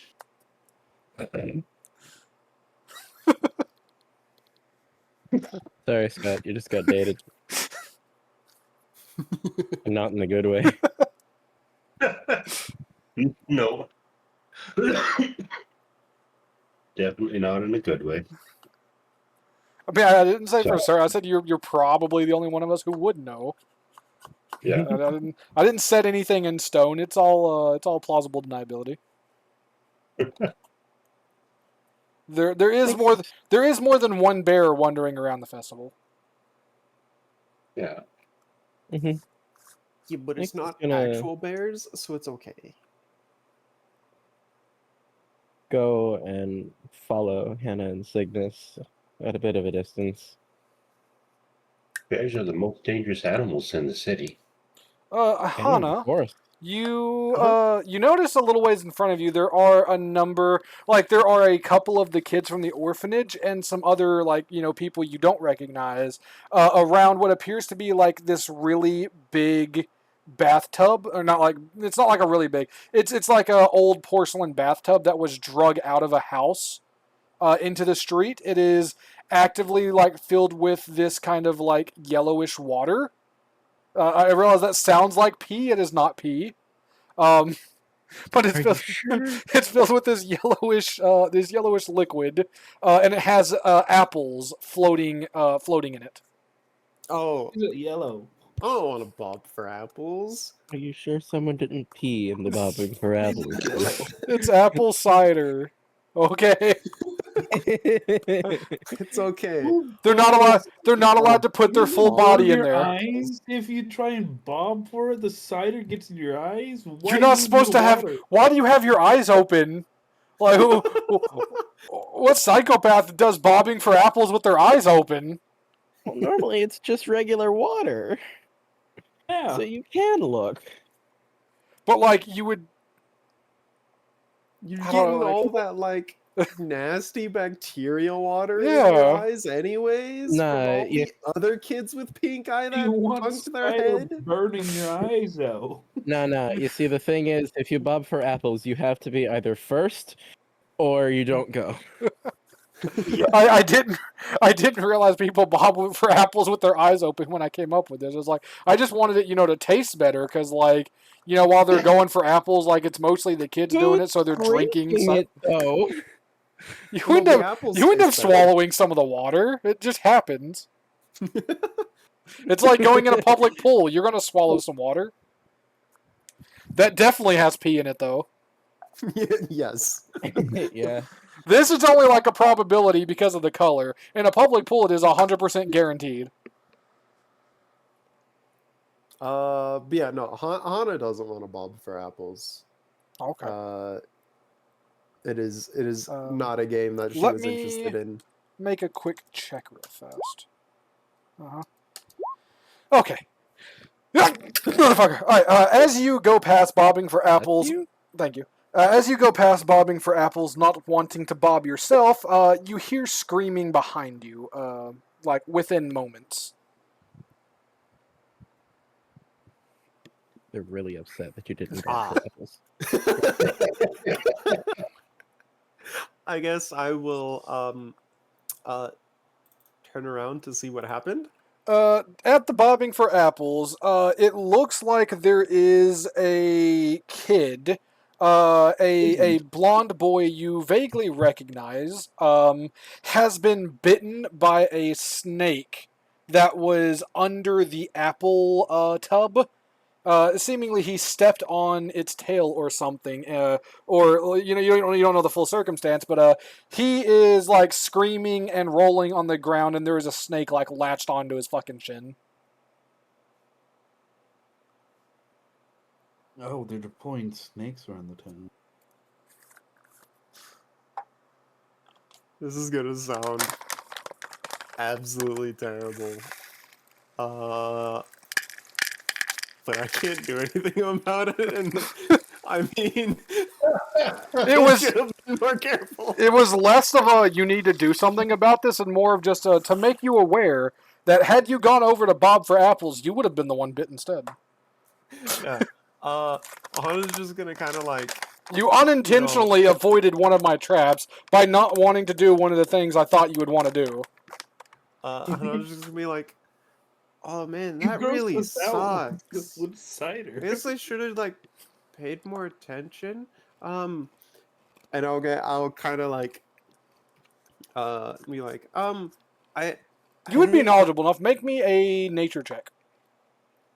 Also, make me a history check. Yeah.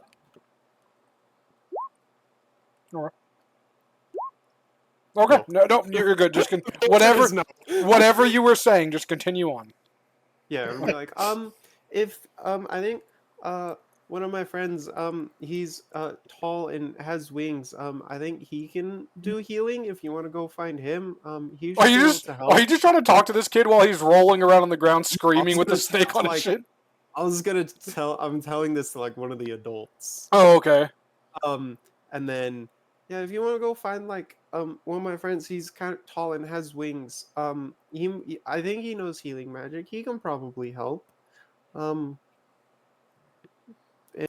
I guess we should watch out for snakes. This woman you don't know by any means, but you just told this information to, runs off looking for, like, to her best knowledge, a birdman. Because you said tall and has wings, and that was, like, the first thing that came to her mind was, like, a fucking birdman. I mean, that's fine. They have wings, you know. Yeah, I like...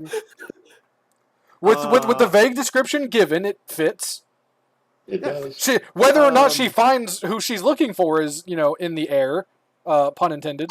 I'm sure other birdmen will know healing magic. Yeah, like it's just a racial thing. Every birdman knows healing magic. Yeah. What She's might just help her gonna kind of like continue on her way, keeping a. I don't want to say like an active eye out because like, I mean, she would now just like it would always be inactive because she wasn't really looking for snakes before, but she'll kind of be like paying a little bit more attention to make sure she doesn't like grab or step on any snakes. Hey Sam. Yeah, same. Yeah. The sweet shop. They're selling a special treat. God. I forgot this was on the way. I What was are they just here. selling? Cygnus, what are you going to do about the screaming kid bit by a snake?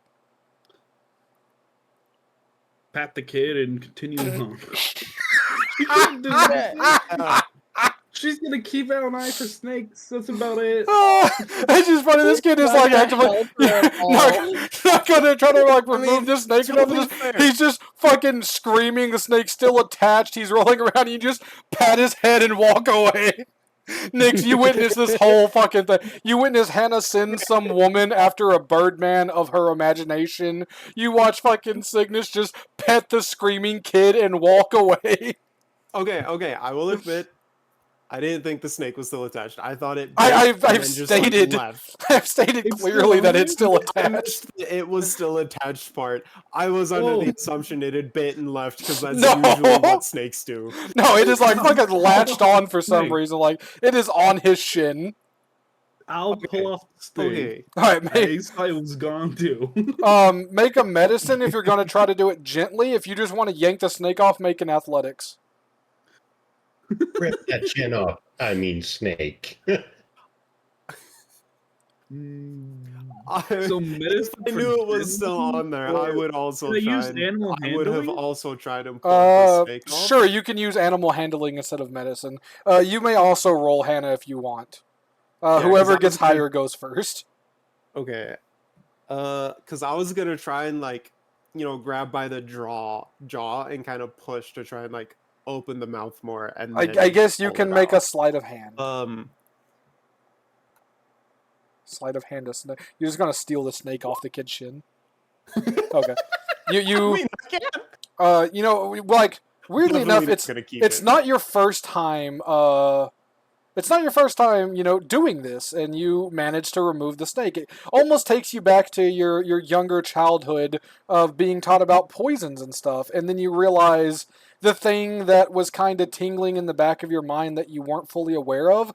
This is a poisonous snake. You were able to identify that, even though you rolled poorly on your nature. Now that you were closely looking at it, which was why I had you roll nature. You have seen this snake. This is a poisonous snake.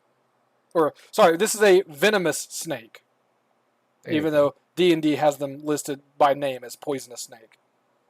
Okay. Poison and venom are two different things. Okay. Hey man, D&D. I don't have antidotes, but I have a poisoner's kit. I want some of this venom. Go for it. In the middle is you expertly remove the snake from the little kid who is still rolling around, and the onlookers are you get some oohs and ahs from the crowd. Hold onto it. I'm gonna holding onto it, rifle through my bag with the one hand, find my poisoner's kit, grab a flask, close up my bag. Make and I'm gonna an start animal walking handling. away. Make an animal handling to extract the poison. I wonder if I could. Yeah, I'm gonna do it as I'm kind of Well, no, I'll just do it here. Fuck No, I'm it. just gonna- Animal handling. Where's that one? That one's up here. Okay. The kid has stopped rolling around on the ground. He has I'll let stopped. it- He has stopped screaming. So it's not like an actual flask. They're more like vials. Basically, you get you have vials that have little rubber, little small rubber or little small cork stoppers over the top of them because of the time period. And you press the snake's fang into one of the cork, and you watch as the poison drips down from the bottom of the stopper into the vial. And you it's not a full vial, but you get a dose within the vial. So basically, you have a 1 vial dose of the poison before it stops producing, and then That's fine. What are you gonna? I'll kind of pull it out, and I'm going to go. I'm gonna go to the edge of the house line, and then I'm just gonna kind of toss it, turn and run. Please ping on the map what house line. So about where would it have happened? Probably closer to over in here. Okay, so I'll go over here, Okay. and I'll kind of be like, watch out, deadly snake. Hold on, watch out, deadly Um, snake removal, out of the way. Cygnus and Nyx, would either of you in the meantime like to make a medicine check? Would either of you care to make a medicine check? But I wonder if using my Myconid physique, if I could just absorb the poison. No, unfortunately. If it was like poison, just like a puddle of poison on the ground, then technically yes. Although I'll you just would probably drain still take the kid trying damage. to consume his nutrients as I try and pull out the poison. But I could try medicine, yeah. I mean, like if either of you would like to, it's not to remove the poison. I'll tell you that. No. It greatly depends on what the medicine check is for. The kid has If stopped Nick- screaming and stopped rolling on the ground. Oh, Oh, he's dead. that is something that Nix would care about. People in the crowd are now like talking more in hushed whispers, especially once Hannah disappears with the snake. Yeah, the kid is. Nix, you're not the type to forget anything. This is Felix. Felix is dead. Oh. Oh my. Wait, Felix, Felix- Felix still has his necklace on. Oh. Damn. Wait. Is it So, I that's mean- the Lucky. corpse now? I mean, I guess that's one problem solved. It isn't though, because Is the it now necklace gonna is the possess thing the that's corpse, cursed. or is it just trapped in the necklace? Make me an intelligence check. If it makes you feel better, I believe in you. Wow, I didn't need to believe in you. All right, so to Cygnus's perfect memory of this necklace situation from the other, from before. It's weird when you think about it, so you don't want to think about it too hard. But from your recollection of Felix and the necklace, the demon is trapped within the necklace, and it possessed. Well, it siphoned out the life of another boy before then having enough strength to possess Felix's body like a vessel, basically destroying his soul in the process to like control the body. So basically, it killed him and took over the body, but the body wasn't Still dead. can't Just take over the body. yeah, I mean, unless it can take over corpses, no, it cannot take over the body. But someone else could still, grab the necklace off of his body, and then they would, have the necklace, which could then take over their body. So I mean, like, the threat is kind of like halfway resolved, I guess. So I have a scroll case. Uh-huh. I'll put the necklace in there. You're just Alright, gonna steal this necklace off of this kid in front of all of these people? I'm down for it. Do it. I mean, you can try to sleight of hand if you want. Otherwise, just make me a wisdom saving throw.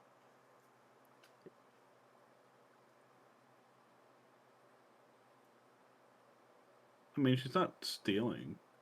It's just more of like for the onlookers, like you can try to sleight of hand it, just to like you make it look like while you're checking out the body to see if he's alive, you like slip the necklace. Do I have Okay, advantage Hana is all because for I have a this. giant mushroom cap hiding me? I there's will. You know what? people around. There are people all around. I will give you advantage, sure. So you said I'm still all for this. Do it. Like, either way, rifle you through need- the kid's pockets. Either way, you said need to make sleight a of hand? yeah. Either way, you need to make a wisdom save, but you can try a sleight of hand if you want. Wisdom save. Yes. It's a cursed necklace, bro. All right. I love that. Okay. Oof. You and then go ahead. Are you gonna do the sleight of hand? You don't have to. I'm No, just do asking. it. I Do it. could, yeah. Do it. Okay. Hey. The crowd does not notice you take the necklace off the body, as you remember the necklace as the threat it is. And then as you grab the necklace, you take the necklace. The necklace is not a threat. The necklace is very important to you, and you want to keep it on you at all times. It is yours. It is your special necklace.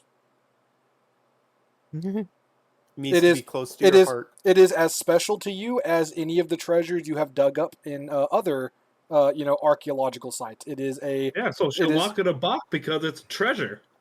You can lock it in a box, but it must remain on your person at all times. Yeah, that's fine.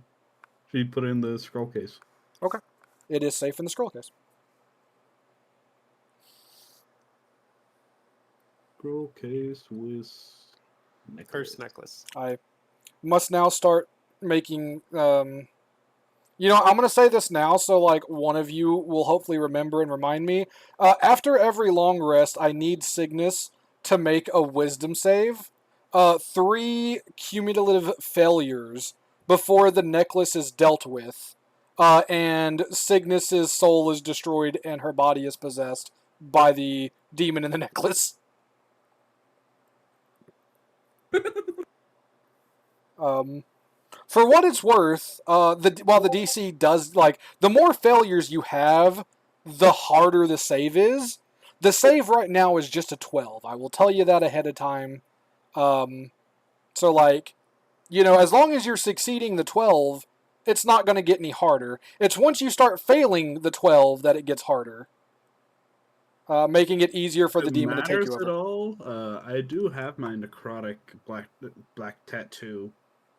What does that do? Does that do anything to wisdom saves I don't know. against possession? Yeah, I don't think Yeah. I don't think that does. I think that gives you resistance to necrotic damage. I don't think that. Yeah, I know. I don't think that helps you here. It was like destroying your soul. That kind of sounds necrotic based. It's just flat out curse based, but okay. You're not actually taking any damage from it. It's it's as necrotic as like other necromancy spells are that don't do damage. Yeah. All right, so yeah. I also, I guess, because you rolled so high, unless you would want to make it obvious to Nyx, Nyx doesn't even notice you taking the necklace. So that's just kind of. She wasn't being discreet about it, really. She was just picking it up. Wait, what is Nyx's passive perception? 14. Still a 14. Ah. All right, so I guess. I forgot. We traded passive perceptions.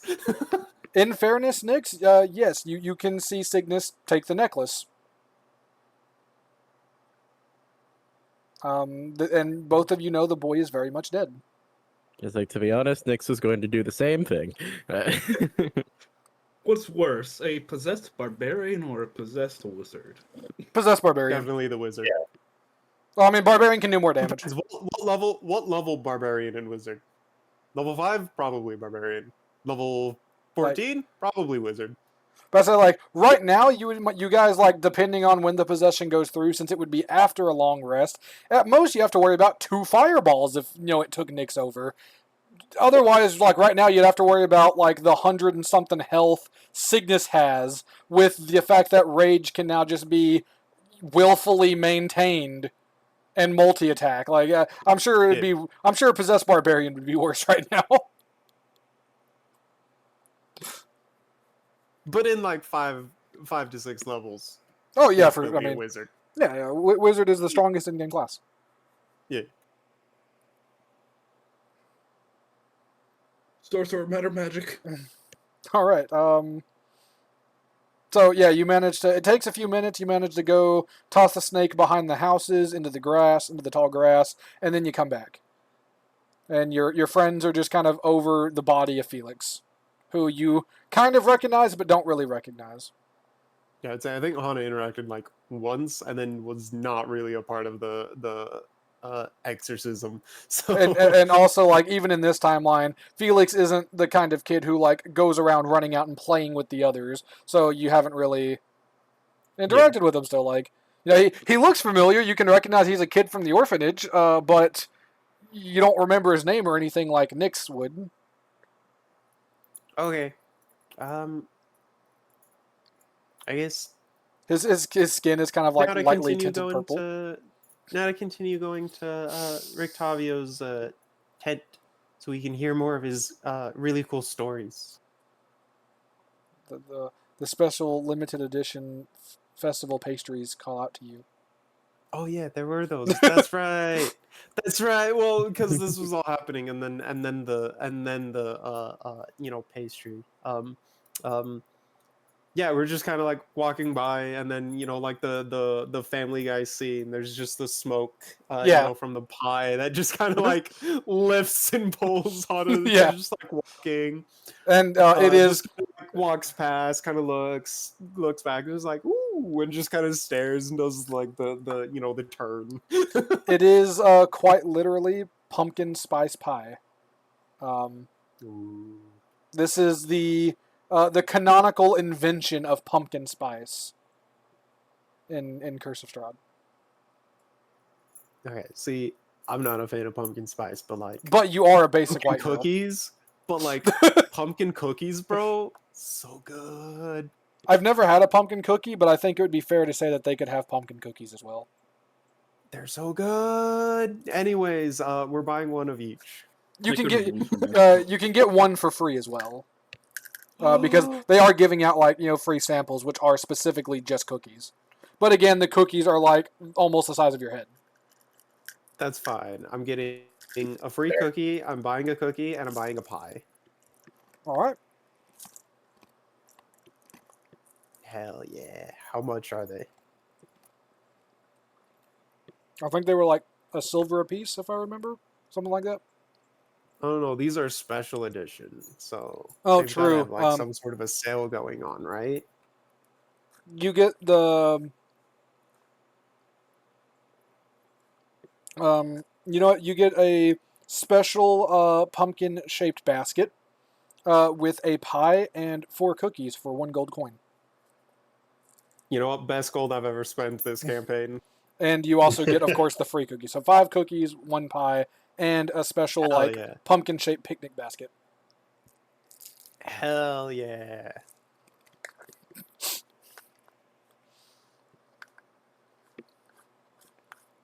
And then some players are just I'm easier gonna- to please than others.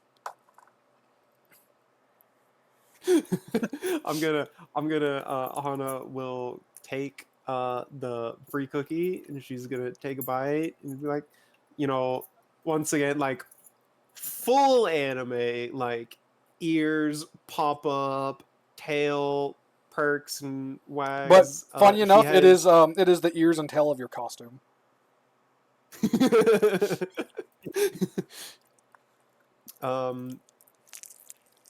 She has 2 tails now because I have level 2 spells. Yay, racial feats. And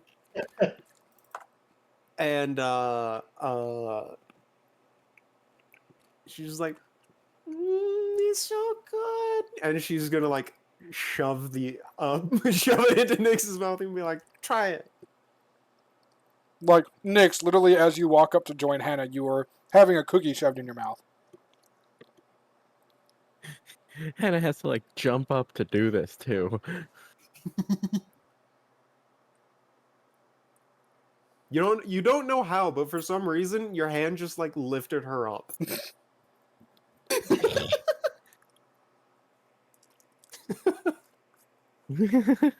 It's so good, you have to try it. Is it so good? It's a pumpkin chocolate chip cookie. They are delicious. Make Alright. me a It sounds really good. Constitution saving throw, Nyx. Okay.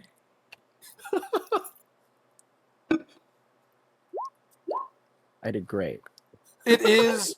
I don't know if it's so good. Nyx is anything but basic. Pumpkin, it's not bad. It's just not. It's not really your cup of tea. But it is still really good. You don't quite have the same enthusiasm for it that Hannah does, but it is something new that you have never experienced, and it is a good, sweet treat. If you have tried it, I don't know what you have or have not eaten out of your frozen variety bag. If you have tried it, then you probably prefer the regular chocolate chip cookie, but like it's not bad. It's still good. Yeah. It's just not like so good to you. Yeah, Hana's just partial to any sweet treat, so Nyx is mostly like just as she walks around or reads or does stuff, picks out a random one of the sweets, warms it up and eats it, or the cakes and breads and cookies and such. from her bag. So she's probably had one. The only thing she hasn't had is a frosted sugar cookie. Yeah. Yeah, No, no that is frosted another cookies. injustice that I have to write.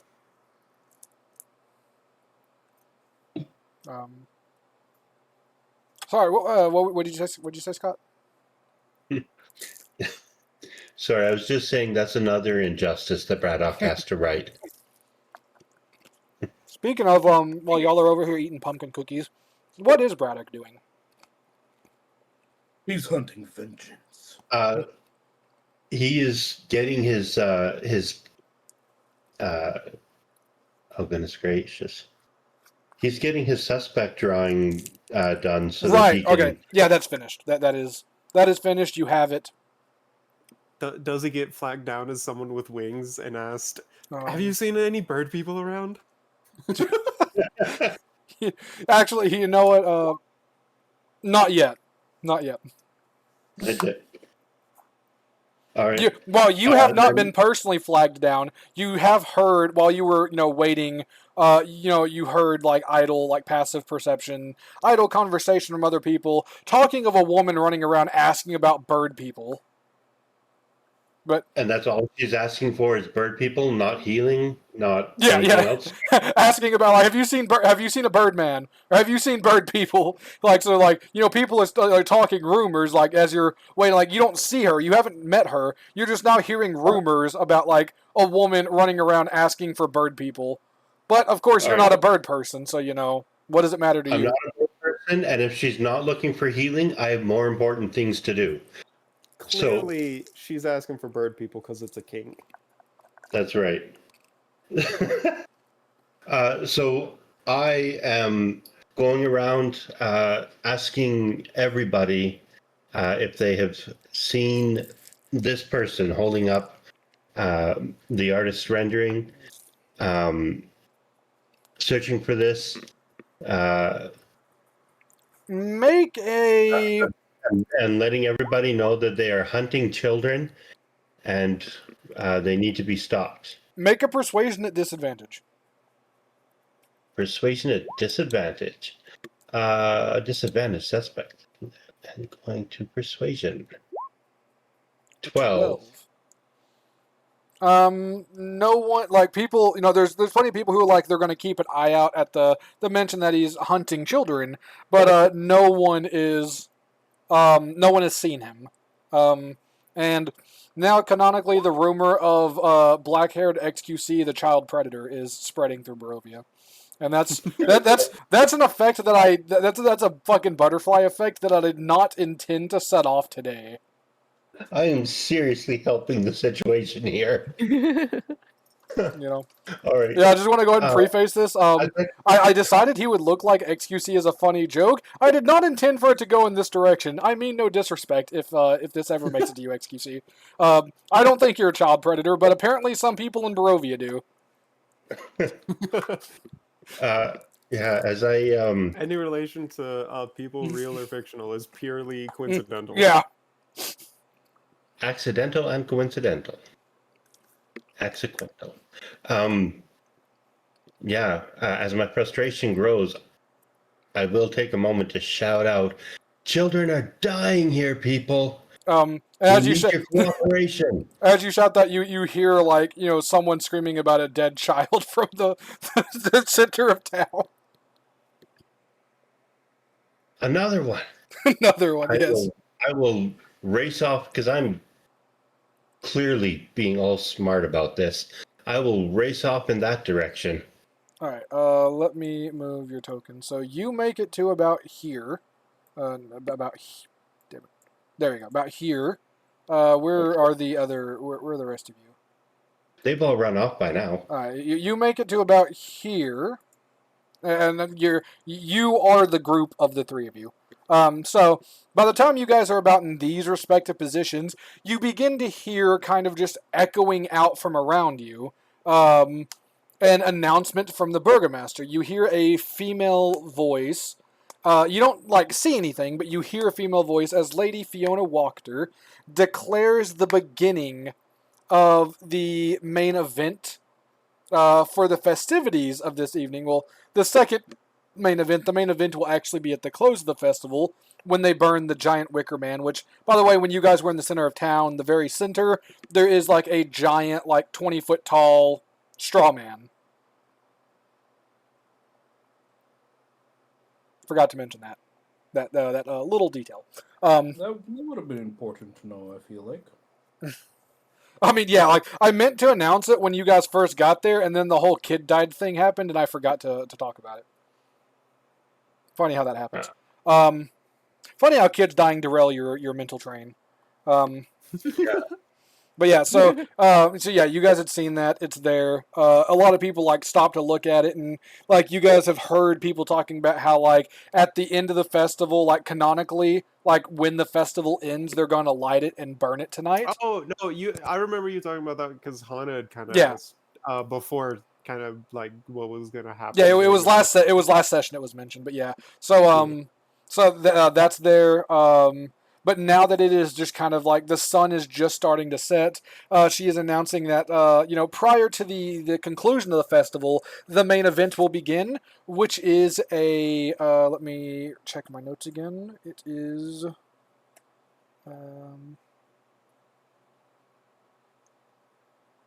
because Hana also burned a straw man for bears with a wolf ear in it. It is a scavenger hunt. It will span the entire rest of the evening until the festival ends. You are participant. Anyone who wishes to participate can participate, and you are instructed to look for small straw dolls, which have pieces of paper in them, and can be traded for the prize associated with the number on the piece of paper. You are told that these straw dolls will look differently than the ones that you just kind of see all over the place, and that you should be able, like, they're not going to tell you precisely what they look like, but you should be able to recognize it when you find them. Also, for anyone interested, as to how her voice is echoing all around the town, thaumaturgy. Yes, but for anyone interested in how it's echoing all around the entirety of the town, you may investigate around you. I mean, Hana is investigating, but not to figure that out. She wants more toys, more prizes. Yes, you may also investigate for that. You may investigate either for the source of the thaumaturgy or for the thing. Dolls. Looking around, you find hidden, kind of like up against the side of a house in the tall grass, a small bear-shaped straw doll. It had to be a bear. All right. It had to be a bear. I'm They are where I'm you just least gonna expect collect them. I'm gonna collect them. I'm looking for them now. All right, I will allow you every so often to make an investigation. There are several of them hidden throughout the town, and other people are looking for them. So periodically, I will make checks for other people, and if they succeed, that will be one less that you find. It's a lot like the Easter egg hunt in Stardew Valley. Does my 19 passive perception do me anything? Probably not, but normally it would, but I don't want to just tell you where they are as you walk around. Fair. I need to take what's the fucking feat that gives me the passive investigation? Observant, I think. Yeah, I guess that's what I need to grab from one of my many. Yeah, I would have like literally no counter to that. Like, ASIs. well, I mean, you took a feat for it, so I guess fair is fair. Yeah, I get a lot of them too. Lots of ASIs. Nick's not investigating the source of the magic. Oh, Nyx is definitely going to. Okay. You didn't I just had my hands full of cat. Oh, yeah, that's fine. Oh, mood fair. Fair. Mm-hmm. As you look around investigating during this announcement of the source, you find there are roughly 2 cubic feet large So I would say like small, but like they're decent. It's not like a huge box in terms of like retrospectively the size of boxes, but it is like a 2 foot cube box that the thaumaturgy echoes out from. This is an echo box, and an echo box is I would say probably it doesn't feel strong enough to be an uncommon, but it's not like common. It's common in terms of like what it does, not in its rarity. But they are common magic items that are able to echo any thaumaturgy, either from a person casting thaumaturgy or from another echo box within 120 feet of them. So you can effectively thaumaturgy very far away with a chain of echo boxes. Nice. I love the. They are unsupervised. Well, what is it? If you can fit 2 cubic feet. Thaumaturgying again? It is currently thaumaturging the announcement she was giving. Huh. We will say her announcement has ended by now. So, how wide is it again? 2 cubic feet. So, 2 foot across. Mhm. Something that would fit quite well into a 2 foot opening of a bag. I thought it was a 1.5 opening for a bag.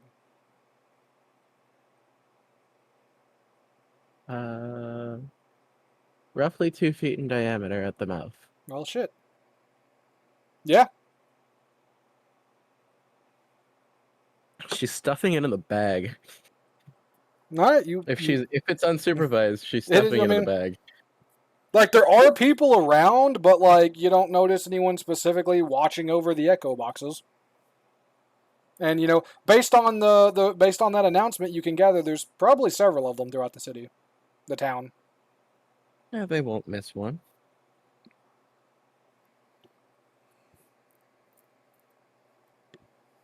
As long as she's not, like, actively being watched. I mean, like, there are people who see it, but no one is, like, actively doing anything against you about it. They don't, Cool. like, they saw you stuff something into your bag from over there. It's not like, they can prove that it wasn't something of yours. It's not like they, directly saw what you were stuffing into your bag. And even those who did see it noticed it just kind of looks like a box. So, yeah. Nice. So, Hana, stories, or are you going to try to scavenger hunt some more? Okay, well, I'm gonna scavenger hunt on my way to stories. All right, you may make another check. Scott, you may make it to the town square. All right. Let's go! I wish I could have had that earlier, but it's okay. As you make it to the stockyard, atop the general store, there are a pair of wicker doves.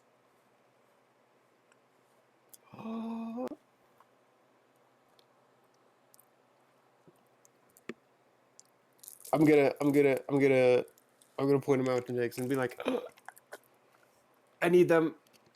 I can't reach. How high up are they? On top of the On building. top of the roof. When she points them out, they're obvious.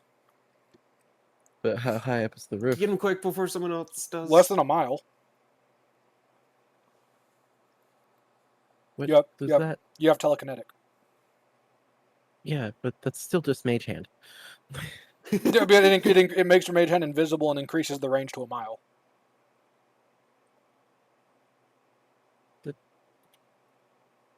No, it doesn't. I mean, it can. If that's how it works, then hell yeah. You know what? Well, I'm not going to question that. So I need to. I need to read. easily. I need to read it now. I'm swear to God, I remember it saying that, but I will easily grab that. If not, I'm pretty sure I mean, otherwise, I'm sure I could get up there. It's just this is easier. if we're It within, totally doesn't just increase range by 30 feet. if we're within, why do I remember it saying within a mile? What is- I think it'd be great if it was. I think we're I, with I I can do think so many more things. I think it might have been within a mile when it was Unearthed Arcana. When it was Arcana, maybe. That sounds like the broken shit in Unearthed Arcana would have had. I don't know. Maybe I just straight up misremember. I don't know. Okay. Yeah, but we'll say you can get within 60 feet to grab them with your hand. Cool. Sorry. I will do so. All right. So you get the doves. Scott, what were you saying? And now I have a bear and 2 doves. Yep. Scott. Yeah. If we are within reach, you can. Oh, you are way too far. Yeah. No. You're there. Are we? I At least I will to be able say to do it within like a reasonable amount of time before someone else grabs them. I have lessened the distance. So originally it was 250 feet a square in the city. And whenever I was sitting here measuring earlier, 250 feet, it did not make sense for it to be 1,000 feet across for the town square, with this being a town and not a city. Like, that Oh was a my ridiculous amount of space. So I shortened Yeah. it to 100-foot squares, which is like a 1.5 times reduction, and it's still quite a bit of distance, but you were still like 2,000 feet away. Yeah. Anywho, so yes, you may. Okay, yeah. You arrive. You do see the child's body laying there. His skin has turned purple by this point. There is foam around the corners of his mouth. His eyes are open. Clearly, he died in fear and agony, but he is very much dead by the time you arrive. There are still people who are like looking over. They're still kind of talking to each other. A lot of the crowd that was there when the others were there has dispersed, but there are still some people. It's not every day you just see a dead kid in the street, so it has sadly attracted some others like it's a spectacle, but Making it even harder for the guards to get there. yeah, I mean, no one has even reported it to the guards yet. Which is an Well, and it oversight. probably Like, recognized people Felix. definitely would have. That's an oversight on my part. But yeah. All What do you right. mean, Brad no? realizes The this bystander was effect demon of, voice. Yeah, I was about someone to else say will. you're just putting the bystander effect into place. That's a terrible thing. Yeah. I don't know what the bystander effect is. It is Someone when else there will are do it. yeah. There's so many Basically, people. when there's a everyone whole assumes bunch that of people someone who else is sees gonna do a it. traumatic incident, when there's a whole bunch of people who see some sort of terrible thing happening, like someone getting like robbed or beaten up or whatever, everybody else thinks that someone else will call help. Oh, okay, yeah, So that does. nobody calls help. That is entirely fair. Yeah, that is precisely what has happened. So how is Braddock doing seeing the demon child dead? Yeah, Once Felix, again. yeah. So I know that Felix was the kid that I wanted to go see today, but I ended up getting sidetracked by a murder. So now Felix Ta-da! is being murdered. You found him. Sidetracked by a murder, and now he's murdered. So I have to do 2 things. First, I need to check for his amulet. It is not on him. Well, fuck. All right. So next, the rigidity of the corpse, or more accurately, I need to check when did anyone see this happen? When did it happen? And I need to look for signs of violence. Like, You are given a full rundown of events from a few different people who have been there since the beginning. You are given, like, yeah, he was bit by a snake. You're given the description of some very familiar sounding people who witnessed and slightly intervened, but none of them saved him. Although one of them did get the snake out of the way, so, you know, it didn't attack anyone else. okay. And then they left. Has anyone gone to the guards yet? Why aren't they here? they explain that like specifically the ones you're talking to have been here keeping an eye on the corpse. Several people have come and gone. They were pretty sure someone was going to go tell the guards. Okay. Maybe even the people who helped remove the snake and checked the child's pulse when he died. But Okay. then the guards might be on their way. They're not sure. Then I will point to one of the bystanders who is talking to me specifically, and say, "You. I want you to go find a guard and make sure that they know what has happened and bring them here Okay. immediately, please." They Thank take you. off. They take off running to go find a guard. Okay. You're gonna be here for a few Yeah. minutes.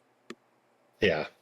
Um, Then I need to look for the wound itself, make sure that it's actually a snake bite, and try to see if I can determine if it's a natural snake or whatever else.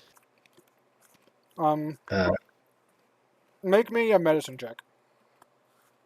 and then try to figure out why the heck my friends didn't do anything. That's only a 12. It is in I fact was a snake dead bite. by the time we got there. It is in fact a snake bite. Right on the shin, very deep, very very very visible, very obvious. You Okay. do not have a snake to check to see if it was an actual snake, whatever that means. Right. As you were told, the small dog girl ran off with the snake. You were given the direction like she ran off, back behind these houses with it. Okay. I will try If to you mark that in my memory so I can go see if I can find it later. okay, Um, and then I will wait for the guards. 8 minutes later, the person returns with like pulling someone by the hand. Now, to their defense, the person is like in full armor. They do look like they might be a town guard. You specifically know this person is not a town guard, as the person they are dragging with them, insisting they are a guard, despite the fact that the person is saying they are not a guard. It is your good friend Rayok.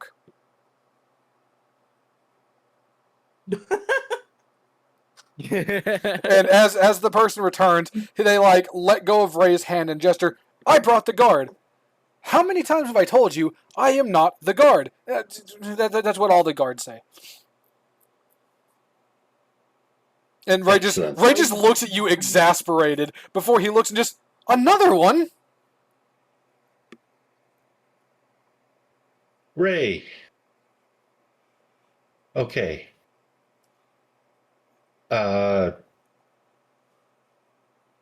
You know what? Hey, isn't this the boy you wanted to go check for earlier? It absolutely is. The amulet is missing, and he is dead. No, I didn't do it. Yeah, Well, it seems to be a snake bite. Question for you: if I were to pick up the boy and take him to the tower to show the guards, and then over to the to the church, do you think that would be okay, or should I leave the body here for the guards to take a look at? Or yeah, I Well, mean, stay here with the body. It's been I don't know, 15, 20 minutes, I think. any integrity that this crime scene would have had has already been trampled by the people around it. So I don't know if the guards aren't on their way. I guess taking the kid to them uh, probably wouldn't be a bad idea. All right, I will do that. One last thing, really quickly here, and I pull out my sketch. Uh, is this even remotely accurate? I mean, the nose looks kind of similar, and the hair color's the same, and the skin color. But that's about it. The nose wasn't quite that large. Yeah. Excellent. So I've been running around saying, hey, have you seen a person? Fantastic. Right. Okay, so I'm going to take the kid to the tower. Thank you so much. Hey, person, thank you so much. And I'm going to toss them 2 silvers. You're paying them for breaking the wrong person. That is perfect. They take your 2 silvers and they give like a bow to you, and then they give like a shitty salute to Ray, and then they just turn and disappear into the crowd. Yeah. And Ray just looks at you and just, what a fucking weirdo. Complete wacko. Well, you know what? Maybe not complete, because I don't think they killed anyone. Plus, they were willing to help, and I want to make sure that people continue And being willing to help us. as you say that, he kind of like blinks and then looks back and just. But what if he was? What if he was the one responsible? I mean, like, you sent him to get the guard, and he brought me instead, insisting like he brought the wrong person. Like, yeah, he was helping you, but did he actually help you? Like, that's like the perfect. Why don't you follow them then for a little bit and see if you can find out? What is fucking Ray's investigate? Oh, Ray is a -1. All right, this is gonna be great. I'm gonna try. It's even better than mine. All right, and then with that, I'm going to pick up the boy and take to the sky to fly over to the nearest guard tower with him. Last time I rolled for Ray, I got a 2 nat 1s in a row. Nice. And then I'm going to essentially forget about the snake, about looking for the snake, because it doesn't really matter. I don't think. I don't know. Why does he complain? He has a 2 for investigation. Why does he complain saying he has a -1? Hey, that's 4 higher than my investigation, or 3 higher than mine. He's trying to find the person. He might have found them. You don't know. He kind of disappears into the crowd as well. Yeah. I'm going to make the report and then take the. If the guards let me, I'll take the boy to the church. They allow you to take him to the church. Based on the guards, like when you go to talk, you end up talking to, as it is now kind of like around evening and shift changes happening, you end up speaking to the guard that you had spoke with at at Nix's room last night. He is still very suspicious of you, but again, no proof that you killed this kid, and you did come to report it, which is kind of like a mark in your favor. So, he takes down what information you give him. He doesn't level any accusations at you, but you can tell by his tone and face that he suspects you of something, at least. And then Sorry, go on. And then he allows you to take the boy to the church. Because it is the same guy, I will apologize for my earlier attitude. I was frustrated in the early hour, and I was certainly in the wrong for taking it out on him. And he did not deserve that. And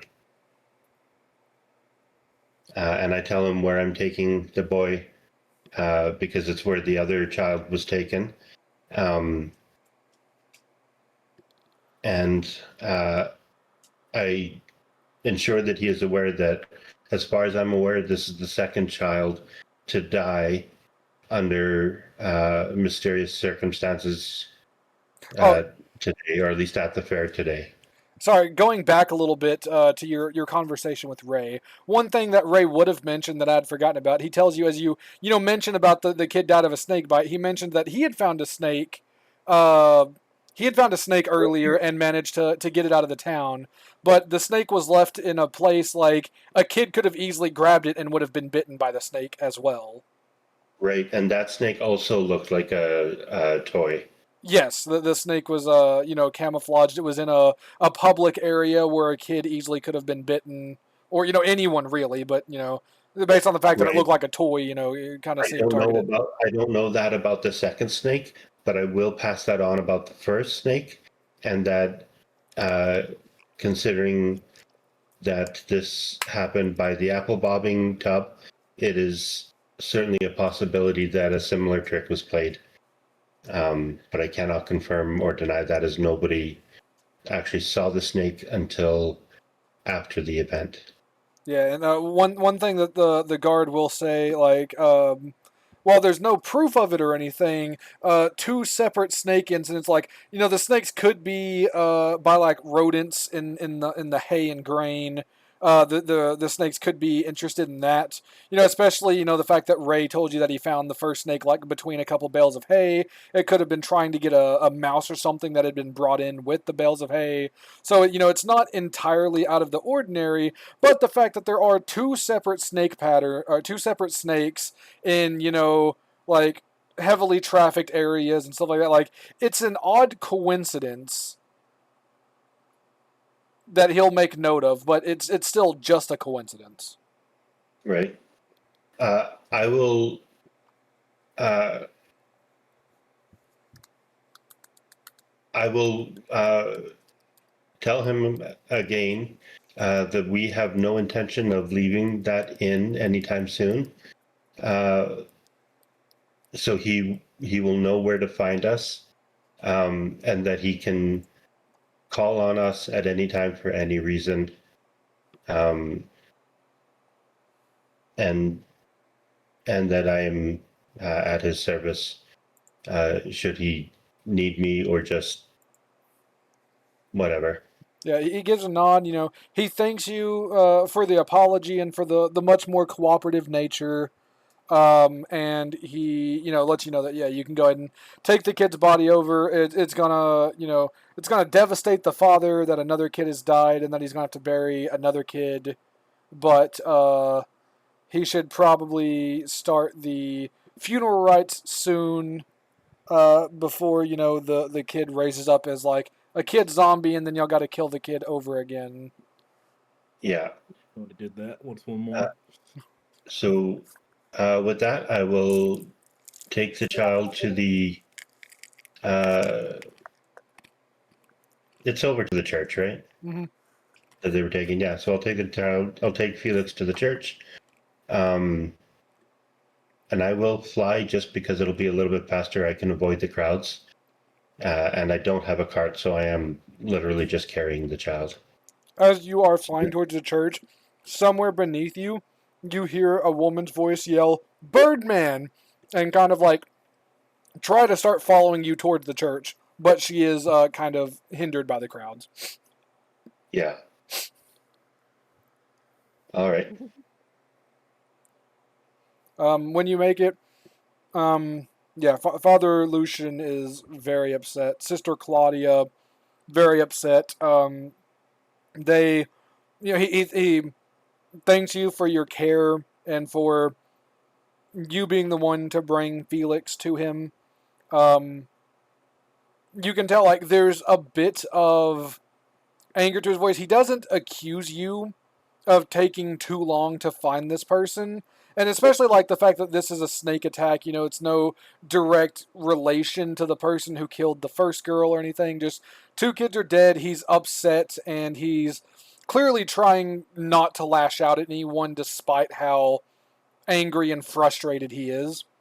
Him and Sister Claudia get into a heated debate about calling all the kids back to the church early due to these events.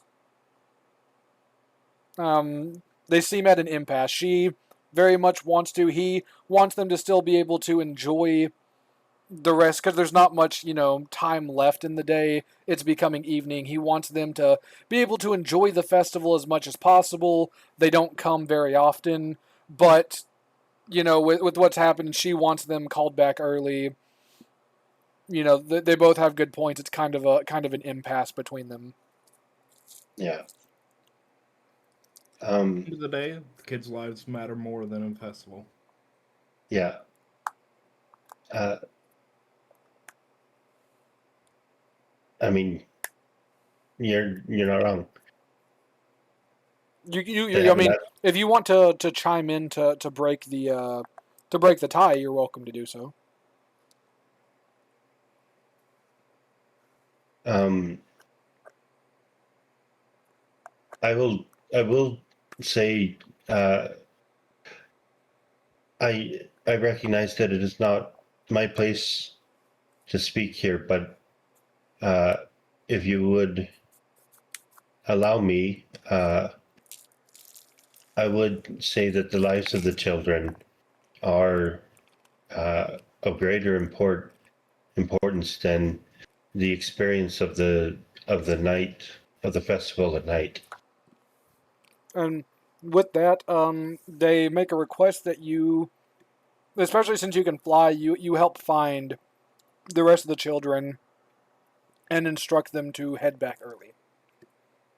Absolutely. Like, you know, Do you have, bring them back if you have to, kind of thing. do you have a handbell or something that you use to call them back at mealtime or something that they would recognize them? Or sorry, that they would recognize? Sister Claudia Something that I does. could use to call them? Yeah, Sister Claudia does give I don't know you. them all by face. Sister Claudia does give you a small silver handbill. Excellent. Then I will. And how many children are left? Two down, so I think there are 6 more. So sad. Yeah, so I will head back over to the festival, circle around, and circle around in the air, ring the bell. And when you get to around, where's your token at? You're over here. My token should be Yeah. right at the top of the stops there. Yeah. When you get to around here, flying back, you hear another scream. And as you make it here, as you look and see, like the crowd here, much less, like much thinner, much more visible. You are able to see that a woman has taken a crossbow bolt through the leg, like clean through. She is like in pain. She's like screaming, bleeding. Clearly not in any like fatal in any mortal danger, but that as it seems like another crossbow trap had been triggered. I will dive down, land essentially right beside her, on top of her type of thing. Calm yourself. I am here to help. And then I will pull out a healer's kit. I will heal her. From where did this bolt come? She points to one of the nearby strawmen. As it's dark enough now and you're far enough back that this one sets a light, and as it does, you can see the crossbow inside of it as the crossbow also catches fire. The string that was tied to the crossbow, fire tracing along it as like it's so thin and small that like as soon as it catches flame and illuminates, it just is ash floating in the air. Okay. So using one of my uses of the healer's kit,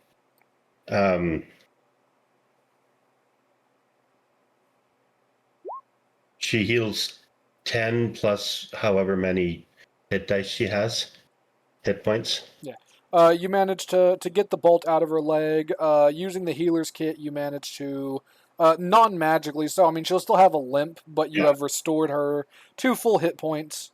A couple of the guards who were kind of nearby at this, they come over to see what's going on. Yeah. I guess that should be more proof that someone's targeting kids, huh? I mean, this wasn't a kid, but sure. Yeah, this wasn't a kid. So at this point, I'm a little more confused because I had thought that they were targeting Hannah. At this point, 3 very different targets. I'm starting to think it's kind of a chaos thing. They're just targeting whoever they can get. This woman, sorry, I completely neglected to introduce myself. I am Braddock.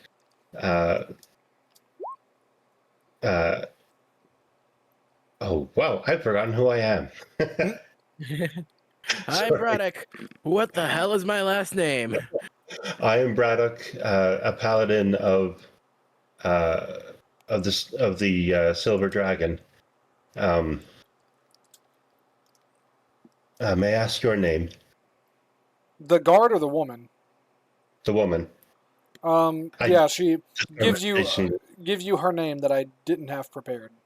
It doesn't really matter. Yeah, It doesn't really matter. She's not important. she's The not. point is I'm literally just confirming that she is a nobody, right? Yeah. She's just She's just not a random. she's not even a Velaki resident. She was a visitor for the festival. Yeah. All right. So thank you. I am so sorry that this happened to you. I am grateful that I was able to be of assistance. Do you have somewhere to go right now? She says, yeah, she'll find her way back towards the inn. All right. Uh, if you like, I'm sure one of the guards could help you back. Yeah, one of the guards offers to help her. Okay, I Right. will talk to the guard. Tell him that I saw the weapon used, just like the first attack. What is Was a your passive perception? Oh, did I not see? My passive perception is 16. 16. With the 16 passive, the guard that you speak to is a young male with short black hair, a scar above his lip, and stormy gray eyes. He's gonna help lead the woman back to the inn. He thanks you. He gives you his name, which is let me find my Hold on, let me NPCs pull list. up my notes again so I can write this down. Yeah, let me find my minor NPCs list. Okay. This is Saloom Tarovich. Salum Parlovich? Tarovich. Parovich, okay.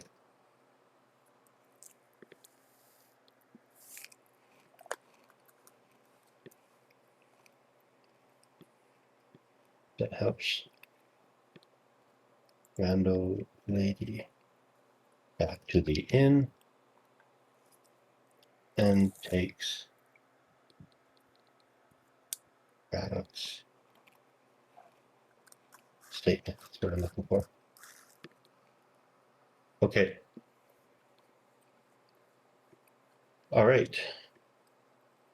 With that, I'm going to take to the air again and start looking for my companions. Trying to find them again. Okay. Because I've spent the entire day alone. Back to the stockyard. Hannah, as you are, enjoying your wicker animals, as you are looking for Rictavio to hear more stories, uh, you notice that there is a clown. Um, the clown is trying to entertain kids. He's making obviously they're not the same because they're not stuffed with paper, but he's making little wicker animals like the ones you have. And as you are distracted by the clown, you barely notice from the corner of your eye as someone in a bear costume was sneaking closer to you. Once they are within 30 feet, they begin to charge at you with a dagger. You are able to see it before they are able to reach you because of your very high passive, and you avoid the attack, to which they begin to just flee very quickly.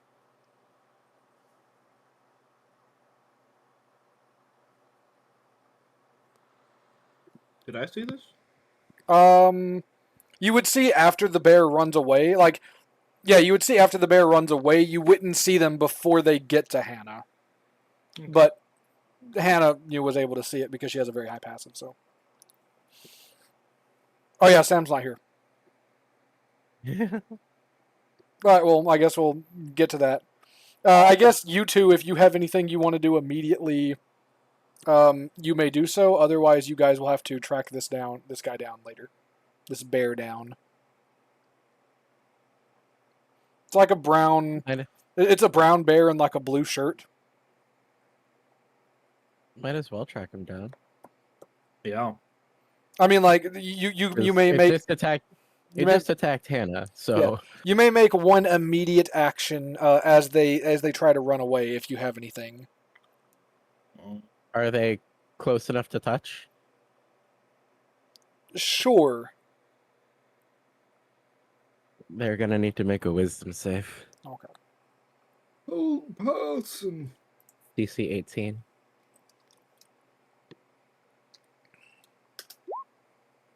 Uh huh.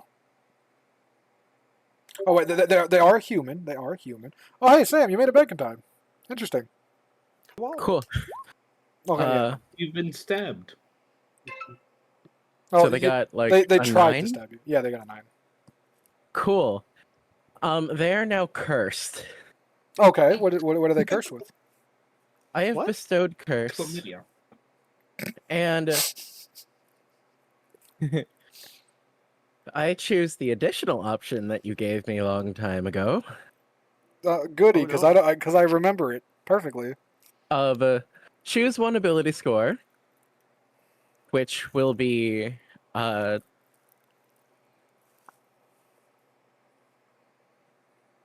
wisdom, Okay.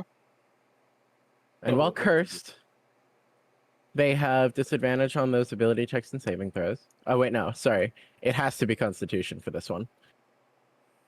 So they have disadvantage on con saves and ability checks, which I don't know why you put ability checks there for con saves. While cursed, they have to make a wisdom saving throw at the start of each of their turns. If they fail, they waste their action doing nothing. Oh. And while they're cursed, they take a d8 of necrotic damage at the start of their turns. Okay. And I heal that damage. So Sam, you had noted. God, I have to go through this all again. Because I forgot you were gone. So you had noticed as you were at the stockyard playing with your little wicker animals that there was a clown nearby who was making similar wicker animals to the ones that you have for nearby kids to entertain them. As you were distracted looking at this clown, you barely noticed as someone in a brown bear with a blue T-shirt costume behind you was like inching closer. Once they were within 30 feet, they ran at you with a dagger. But due to your high passive, you noticed in time to avoid the attack. After they missed, they continued to just keep running towards a crowd to escape, and Nyx touch them and curse them. Okay. So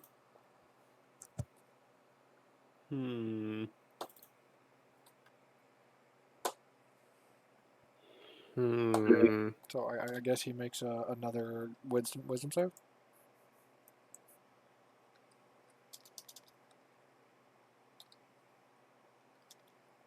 Makes a wisdom save at the start of each of his turns.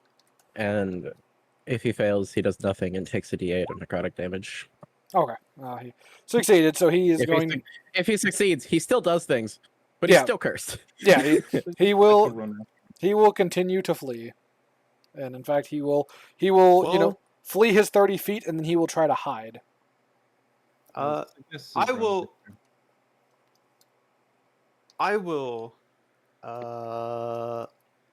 bonus action. Well, I guess I'll hand the stuff off.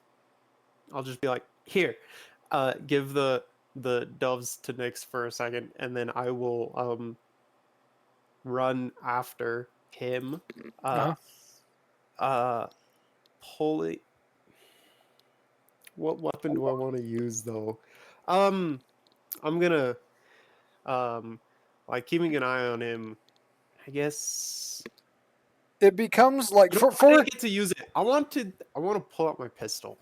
Okay. Much like those pesky bears in the woods.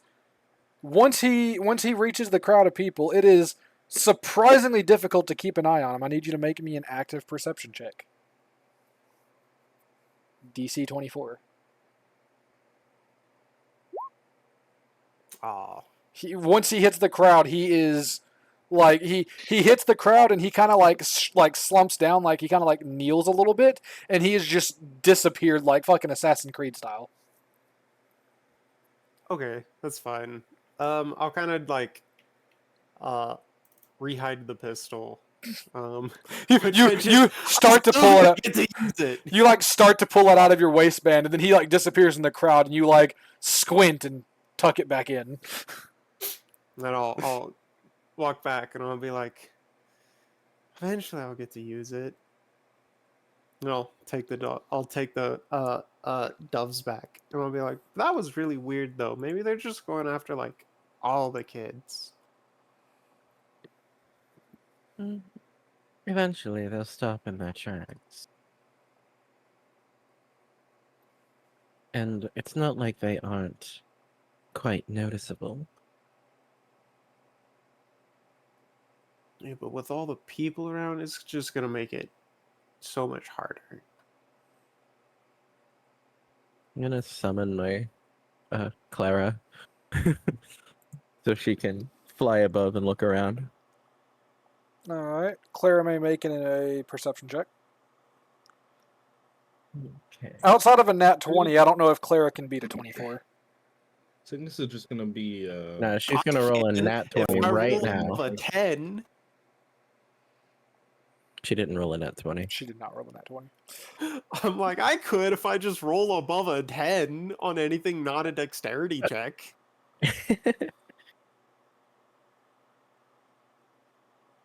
Yeah, as you send Claire up and, with the instruction of, looking for a bear, she gets distracted by the fact that there's an actual bear in the town that's just, like, walking amongst the people. But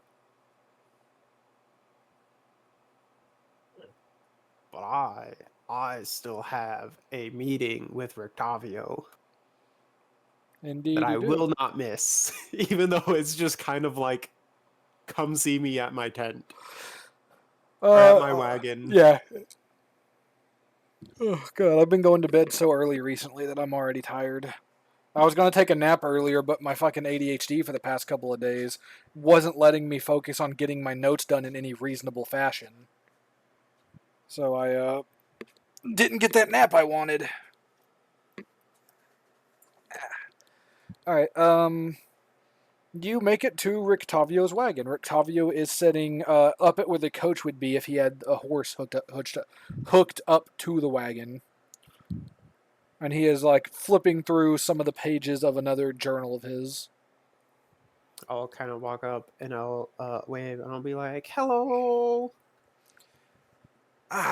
Good evening. Again, Matthew Lillard voice that I can't do. Good evening, young Hannah.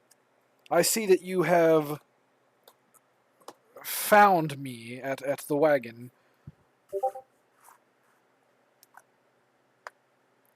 Yeah, I came to hear more stories. And also other things.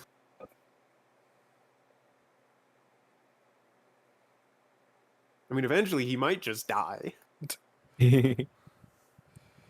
For 4 damage, you get a 4 temp HP. You get a 4 temp HP, yes. Correct. I think I was going to say a temp HP shield, and my brain farted out because shield isn't correct. Shield is an actual thing. I think I was thinking, I've been playing a lot of Borderlands. I guess I was thinking like over shield, but I don't know. You get a 4 temp HP. I've heard Borderlands 4 is kind of bad. I mean, performance wise, it has a lot of issues. But like gameplay wise, it's better than 3. It's been pretty fun. Like whenever you can play it, it's pretty fun. Okay. And like it doesn't help. Like, granted, this is an issue that people with like top of the line computers are also having. So I imagine eventually it'll be Yeah. nice. But like also my computer isn't even close to top of the line. I might barely fall just within or just outside of the minimum spec requirements. So like I can run it and it has issues, but like it's hard to say how many of those are just because it has issues and how many of those are like actual hardware issues that will persist once they resolve the issues. But either way, I'm like halfway through the game, and like I've been enjoying it. So That's good. I'll ask and I'll be like, so where did you want to talk? he looks over and just, well, I mean, you're welcome to talk here. I see that you brought your friends with you. Mm-hmm. Well, they kind of found me, but And I didn't have a reason to tell them to piss off. they can be here for it too. It's okay. I mean, would like just right here be okay? Or would it be better to like go into your wagon or something? Unfortunately, my wagon is currently a wreck with all of my notes and my weaponry and stuff for safe travels. Unfortunately, it's not quite hospitable to fit two people, let alone four. But that's fine. I can set up a fire over to the side of the cabin, and we can sit around the fire, and we can talk quietly there in peace. The wagon will block us from view of any normal passerbys, and it'll also help the sound not carry as far. That works. And oh, um, I don't. Do you remember how long they said that we would have to turn in the scavenger hunt items though? You turn them. You can turn them in pretty much any time. Um, I mean, But- Hana was like asking Rictavio. Yeah, this like- as well. you can turn them in pretty much any time, but just before the big before the end of the festival. Okay, when was that again? I know, like, is it probably like end of the day, so like late in the night or something? It'll be affectionately like you don't really have a way to tell, but it'll be when the moon is highest in the sky. So like effectively, Okay. which you guys you can kind of see Oh, the we should sky, have but not plenty really of time. still. Like it's more, but basically midnight is when the festival ends. We should have plenty of time then. Okay. And Hana will kind of help him set up.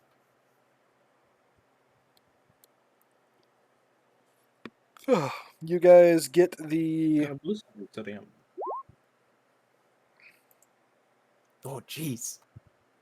okay. Is that just Uh, like the length of it? Yeah. I believe that is enough. He does eventually die. He eventually just fucking dies. I think literally the last. Let's see what are the individual rolls. 4, 4, 2, 1, 2, 7, 3, 8, 5. Into the 5, which would be 30. Yeah. So yeah, literally the last one kills him. Damn. Oh, you killed him with 40 your health. curse? Yeah, I used bestow curse to do a special curse that I got Damn. from. It was a weird, like, dreamlike sequence, I believe, where I was in a cult. This one. I Damn. remember none of this. Oh, it was the second time, I believe. We went to the shop or something like that, to where I went somewhere, I got a thing, and it was interesting. Yeah, I'll I'm see. just- I Let's see guess. how I guess this is just a trope of mine Oh. because I'm drawing blanks. Because I got my, I think it was the cloak from the first time we visited like the shop, and then the rest of the party came, so we went again, and I got my quiver. You see, I only remember 2 times, which was when y'all did it the first time in Valaki, and when you did it this time in Valaki. Yeah, because I think we went in the once, and then we went in again because, like someone, I think Raymond didn't make it, or Silvers didn't make it to that first session we went to, and so you were like, I feel bad, so we went again. Okay. That sounds like something I'd do. Can't really argue that. All right.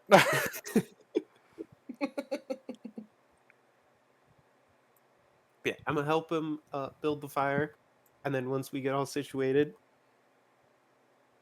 then I'll say, okay, so sneaking into Big Strahd Castle. And that is what the rest of you hear. Aside from Braddock, who is not currently there. Yeah, because now it's not in code. We don't need to be.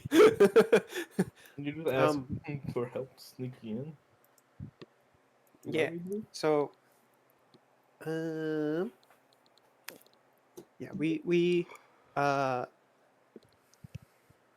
I had a dream a couple nights ago, and there was a lady who broke into the castle, took a book, jumped out a window, and ran away from him, eventually dying.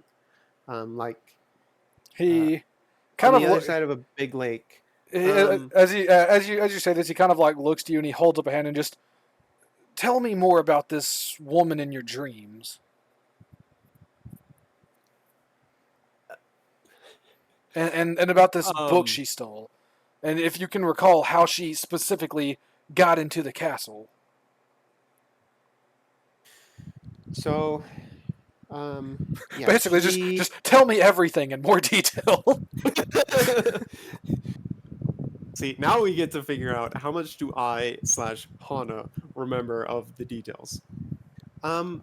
So You may make a she- history check. Depending on your role, I may help you chip in some details you miss. Okay. I was gonna be like, no, I got this, but that works. No. No, you got this. You got this. I got this. It's all you. Okay. Okay. So she like rode up to this really big gate on a horse. And she got off the horse and then she uh I think she like kind of like walked through the gate and then she got up to a window and just kind of like opened it up super sneakily and then grabbed like this big very important looking book. um, uh, it kind of looked like the book we just got, I think, kind of. um, and then uh, she was trying to leave when a big scary man kind of just like appeared, and so she started running, and then she jumped out of a window, and that was when I got to see what she looked like, and she was like kind of like taller than me, like maybe this tall, and she'll kind of hold up her hand in like an approximation of like, you know, a head and a half taller than she is, or taller than Hana is. And she had like really long brown hair, and she jumped out the window. It was like, I think, um, only like on the ground floor, 1 story up, because it wasn't a very far fall. And she started running and got back on her horse, and then just started going until eventually getting to like next to a lake where she just kind of like died. Um, by getting stabbed in the stomach, and that's when I woke up.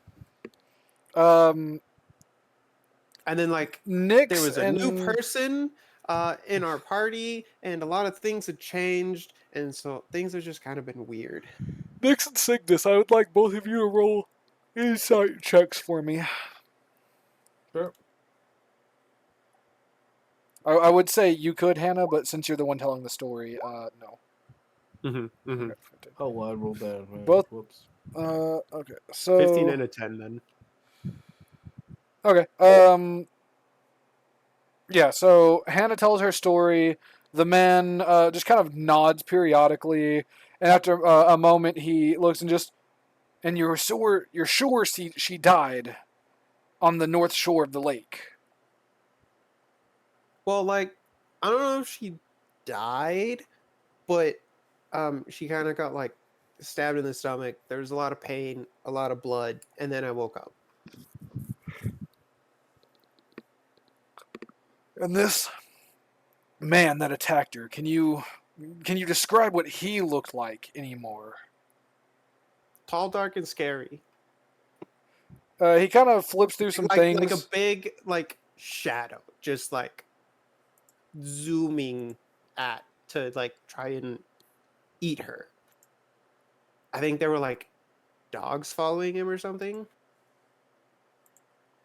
As you do that, he flips through before he finds a just black and white ink sketch on one of his pages that he like shows to all of you, and he goes, "Did the man look like this?"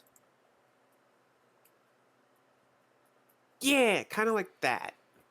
He So no, gives a bit of a grimace as you say that before he takes the paper and he folds it and puts it back in his journal and just, that is troubling news. I have not had the displeasure of meeting this man myself, but from some of the elves I had spoken to at a nearby Vistani camp, they had informed me that this man is known as Rahadin. He is basically the right hand of Strahd.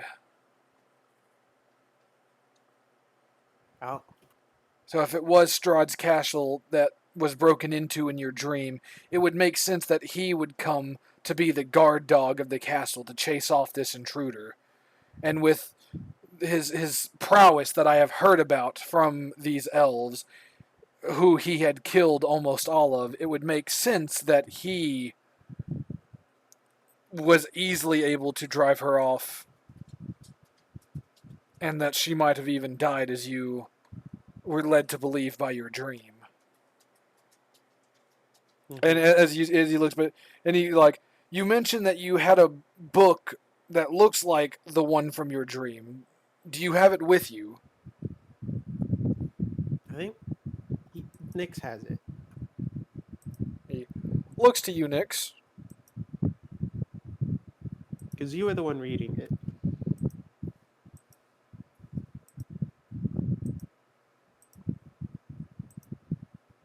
Key. My cat pressed my mute button Oh, because they Fair were enough. climbing on my desk. excuses. I currently have it. Yes. might I be able to see the book? She pulls it out and holds it up. Not out. Up.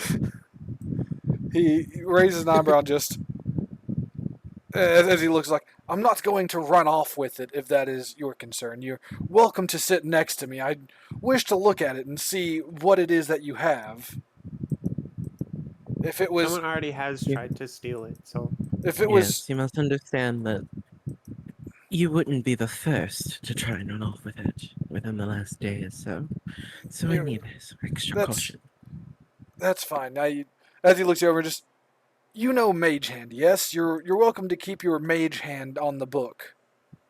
Surely, even if I did try to run off with it, that would be able to slow me down, so that the three of you so close would be able to stop me. That's should be enough, insurance for you. Yes, I'm not going anywhere. As he like, Starts to float out of her hand. as he like looks over at his wagon, like, even if I did want to go anywhere, I don't have my horse here with me at the moment. Anyways, I would be on foot. It floats down to him. And as he begins to look through it, he kind of like, his brow will like furrow and it'll kind of raise, and like there'll be moments where he's like clearly in intense focus, and then other moments where he's like kind of puzzled and like, interesting. What little of this book that is openly readable gives reason to or at least reason to infer that this might be a first-hand account from Strahd himself. It seems like this book certainly at least came from his castle at some point.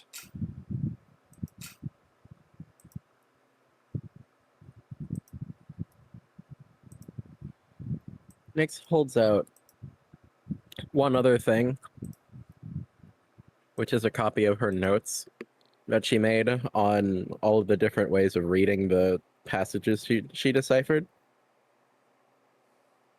Read more of it. Are you offering your notes to him, or just like showing that it is decipherable? She's meticulous enough to have made multiple copies of it, so she's holding it out. He'll kind of look over your notes and then kind of like thumb through and just, brilliant. It would have taken me hours to decipher this as he kind of like looks between the notes and the book and just a true wealth of information. I have no doubts this couldn't have been written by anyone less than someone who is intimately familiar with Strahd.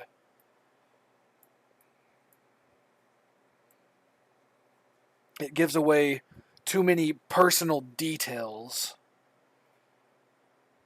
I'd like to study this book more, but as he kind of looks up to Nyx, just like out of over the top of his glass, and just, I'm sure that time is a precious thing.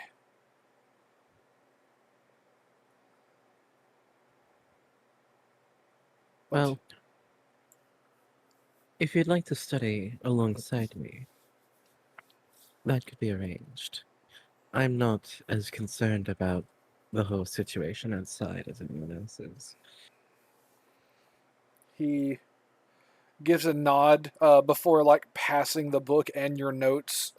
Even though your mage hand is still attached, he still like absent-mindedly goes through the issue of like passing it to Hannah to pass back around to you like in a semicircle. I'll work on cleaning up my cabin more as he like points over to the wagon. Tonight, I'll make it hospitable. If you would like the help, you'd be welcome to come by sometime tomorrow. We can work on deciphering more. Certainly, two heads will be better than one at such a task. Even with your notes of what you've managed to decipher, much of the book was still unreadable, even confusingly so, as if trying to stop any further invasion of its secrets. I mean, I only spent a night on it. It was my first day of looking. This way, I only got like one chapter, so. And as like once you have the book back, and like he looks back to Hannah and you mentioned someone else tried to steal this book. Oh yeah, they were old friends, no longer friends. They're also trying to kill me. Is it? Are we in like a closed off area? I mean, it's still like open, but it's kind of like a corner. Like effectively, he moved you guys. Like you would be over on like over here. His wagon would be kind of like blocking. You guys would be there. There is like a little there's that little road there, that little pathway, but no one's walking on it. So you're just kind of like off in this corner. Nyx is just going to look back at the road and then look at him, open up her bag, reach in, and just pull out the head of the dude. This person. Totally nonchalant. Here's a body. Oh Yeah. well, There were two of them. I don't know how they made it here, but it was him and then another one that would have been with him. They I assume it's them because he's here. And so they used to be my friends. They're no longer my friends, and now they're trying to kill me. And then they try to steal the book. Well, that is definitely a complicated friendship, but I suppose that's a much more common story of a falling out than you might expect. I don't know why they're Yeah. trying to steal the book, but they were trying to steal the book. They were sent by, Octavio, do you know Aragol from the Vistani camp? I do. I met him when I stopped by the camp to speak with the elves. Yes. He sent them, the two assassins, to, uh, steal this book and possibly murder our dear Hannah here. About an hour after, or very slightly after our two friends left their camp and uh, told them that we were not going to be giving them the book willingly. Well, They didn't like that I left the group. I can't say that I'm awfully surprised. The Vistani Apparently, aren't known for their pristine reputation, and Argal especially is known to be quite bloodthirsty amongst them. but what is intriguing is that it seems as though Aragol was reporting to somebody else. As the assassin before it died had put together a few clues about a female who had been uh, requesting the book. And the reason that Aragol wanted to trade us for the book, and had then to send the assassins when we denied that request. Given the book's subject matter in relation to Strahd, and I don't have any proof, but I've heard rumors that Strahd keeps a host of females within his castle for his entertainment. He'll often send them out in place. Rahadin has become too conspicuous. He's as he like gestures again, like towards his book where the image was. Like he's too conspicuous. But it's the room. According to the rumors from some of the Vistani I spoke to, he has a few females that he will send out to check on things in his place from time to time. If these rumors are true, then perhaps, I mean, that would certainly explain someone having enough social leeway to put the squeeze on Aragol to make him. Well, then again, I guess anyone with enough money could have convinced a Vistani to steal something. It's not like you have to really get on your knees and beg for a Vistani to be a thief. So you're saying it would not be a big deal if this Aragol was to go missing? He leads his people, and amongst most of them, he's well respected. Um, amongst the younger and more reckless Vistani, those who are more impulse driven, he's a perfect leader. He doesn't harp about stealing, even killing. When the Vistani are outside Barovia making their living in the world, he is the perfect enabler, so to speak. So it would, I'm sure his people would be quite upset by his disappearance. What But it wouldn't be a bad thing. in the grand scheme of things, it's hard to say. I would imagine it probably wouldn't be much of an effect to most things, but I suppose the next Vistani leader who steps up to replace him could be twice as bad, trying to make themselves stand out even more as an Aragal 2.0. Then again, they might lead the Vistani down a more sensible path. I really can't say for certain. Okay, so it would be too much effort to make sure a good one gets in the leadership position then. and have to hold like social debates and listen to their problems. And I mean, or they could all just disappear until a good one comes up.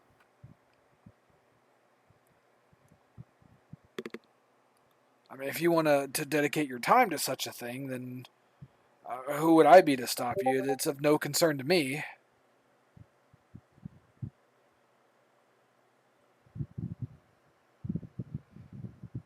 It'll be too much effort. One's not so hard, but a lot of them, that's kind of hard. At least on my own.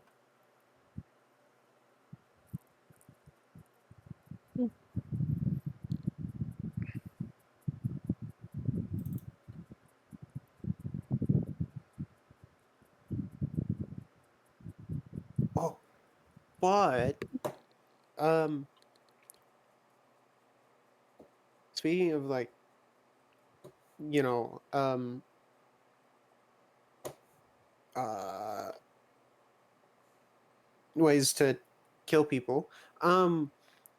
Do you? Because we had a fortune telling, and they said that an ally, an an unlikely ally in a fight against Strahd would be Raven people or Raven, Really?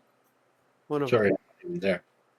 Uh, an ally would be the leader of the feather people who live in the vines. Do you know like people like that where they might be, where these vines would be? Um, he states he doesn't know about I mean, he doesn't know about feather people in the vines. The only vines that he can think of is a winery that he had encountered outside of Kresk. There is a little, a little area of vines, a winery called the Wizard of Wines. Um, Hmm. but that kind of gives, like, you saying that, Nix, you would remember what you saw about the Raven people from the note that you had seen this morning from his stuff.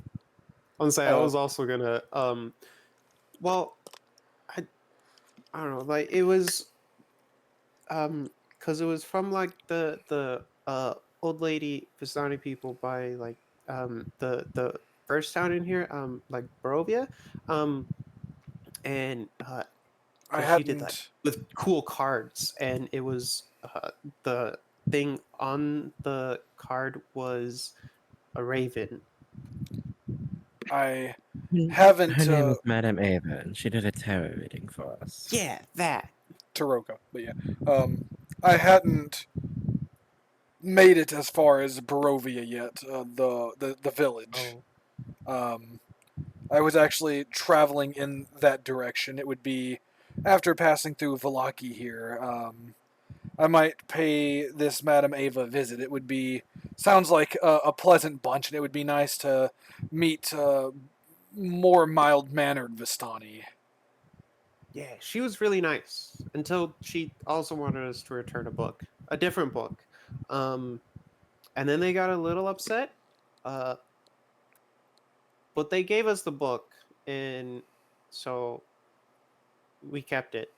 Um, and up until that point, they were all really nice, and she was like super like mystical and stuff, and she did this whole fortune thing for us, and it was like super cool. He kind of nods along slowly, and then he fishes out the paper Nix had read this morning before, like, reading it out for you. Again, while I haven't found any feathered people myself, along my journey on my way here from Kresk, I encountered another traveler. I mean, she should be somewhere here, unless she's already left. She was traveling here for the festival, but she told me the story as he like hands you the paper, which tells about the woman who had seen like this raven person flying past her in the direction of Kresk as she was coming from Kresk to Vallaki. It was going from Vallaki to Kresk. On her travel about a day outside of Vallaki, and like it kind of describes like basically what y'all had seen busting out of your room that night. And like this is the only Raven people related thing that I've encountered so far. Hmm. I read that this morning. Well, then I guess we know what our next destination is. This Kresk place.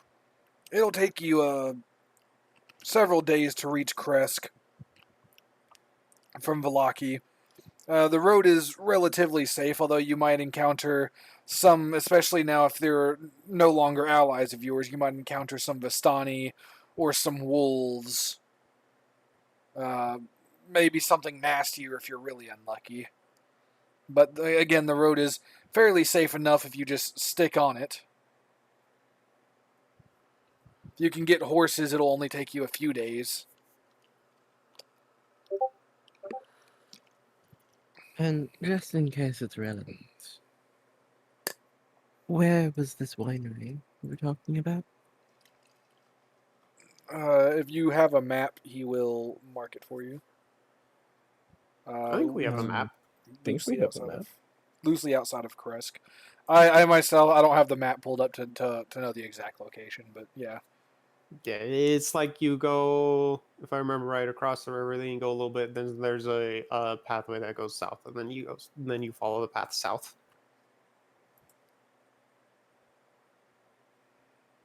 And it's kind of like almost a straight shot.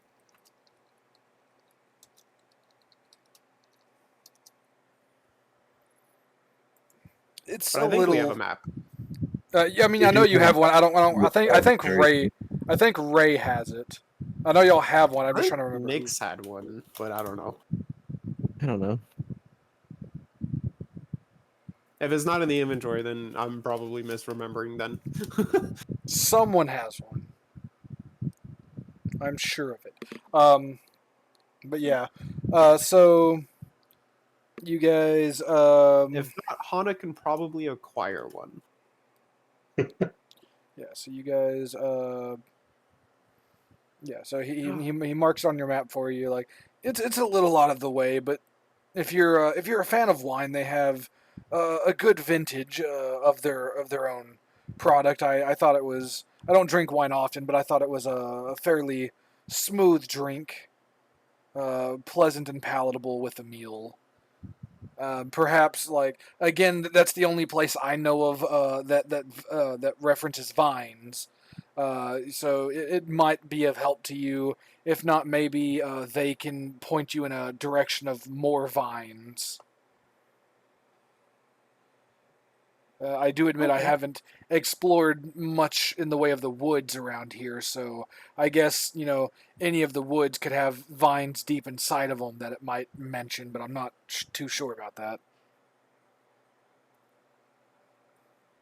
Finds deep No. inside its tight.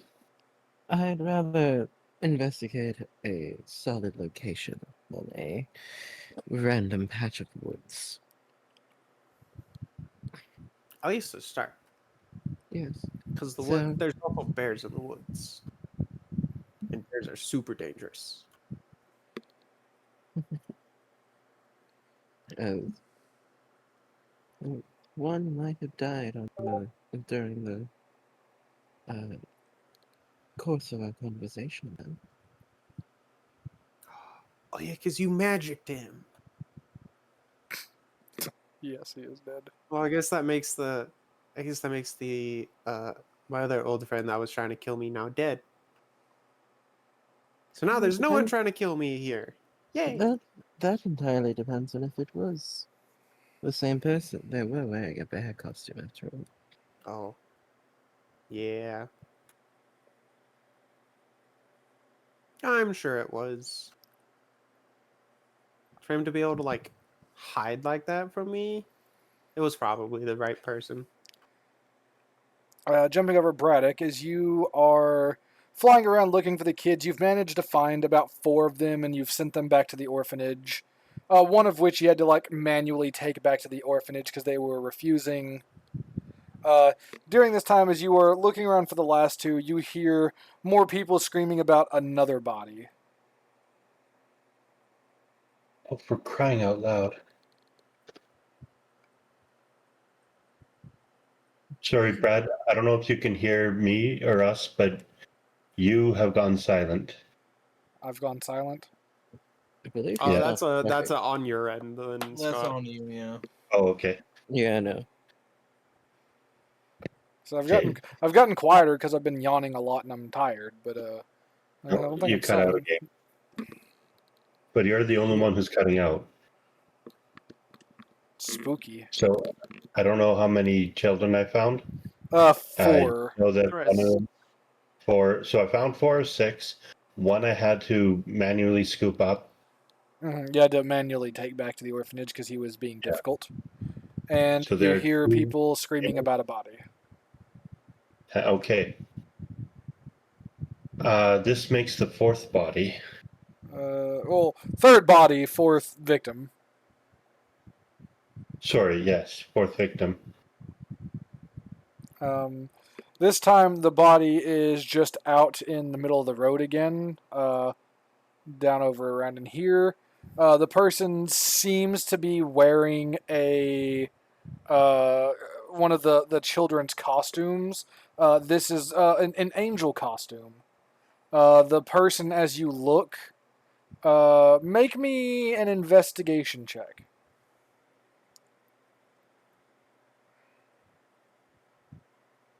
An investigation.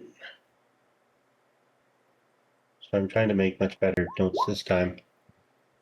What was Okay. that? Oh, fantastic. Uh, It's a body. From what you can tell, you can't really tell cause of death. For some reason, their skin is slightly emaciated and withered. Like it literally looks like they've had the life sucked out of their body. They're not like entirely mummified, but they're kind of a step in that direction. It is a young male. That's they have kind of like blondish, like between blonde and brown hair, like dirty blonde. That's the. They have dirty blonde hair, uh, and that's about it. Like a lot of other like what would have been discernible features are kind of obscured by the state of the skin, the withering, the ossification. There's a big word. There's your word of the day word for you people out there. Yeah. I might not have even used the word correctly in my tiredness now, but I think I did. I'm like 80% sure. I was 100% sure, and then I started thinking about it. Now I'm like 80% sure. But yeah. Ossification, growing new bone growth. Nope. Okay, I was off. The Yeah. word you're probably looking for is calcification. Yes. No. I mean, No? like I was thinking for a synonym to mummification, but not mummification. I thought, Desiccation. yeah, Where it's like, yeah, I think it was desiccation. Yeah. yeah. Okay.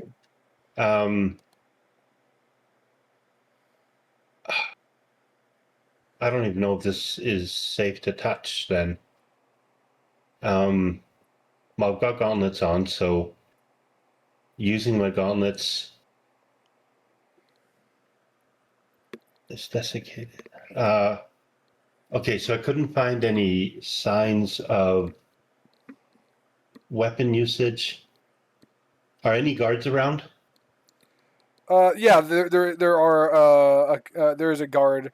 Actually, there are 2 guards. As you are, and like a few minutes after you arrive, there's a guard who is checking it out as you arrive. A few minutes after you arrive, the young male guard you had met earlier who helped you with the woman, arrives.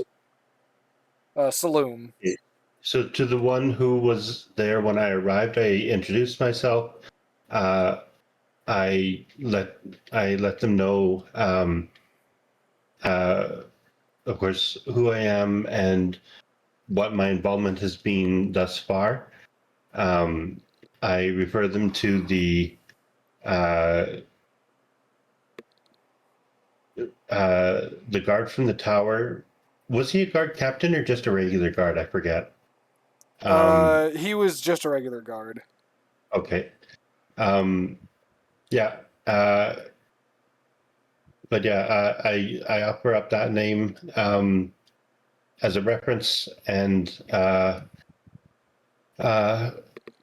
ask if he minds if I take a look as a trained field physician.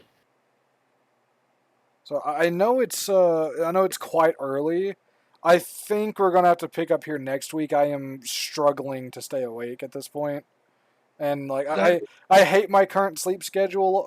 I wish I'd been able to grab that nap I needed earlier, but fucking ADHD has been killing me this week, trying to get anything done. So I'm struggling here. I wanted to try to make it at least another half hour, so we would have 4 hours. But unfortunately, I think I'm gonna have to call it a fair bit early tonight, because I That is fair. am I am struggling to stay awake here. Uh, Make note, I will probably, to try to get it out of the way, work on my recap for tonight tomorrow. But yeah, we will pick up here with you talking with the guards over this body. Make note of your questions you asked. We will start with them next week, and I will answer them. I'll be honest, I don't even remember what you just asked because my head has been like lolling side to side for the past That is 5 to 10 okay. minutes. Basically, uh, asking for permission to take part in the investigation because I was not the first on scene this time. Yeah. I mean, you've been involved in pretty much every other scene that has happened, and you have like as much, if not more, information on the overall, like maybe not this one, but like the overall case that is going on tonight.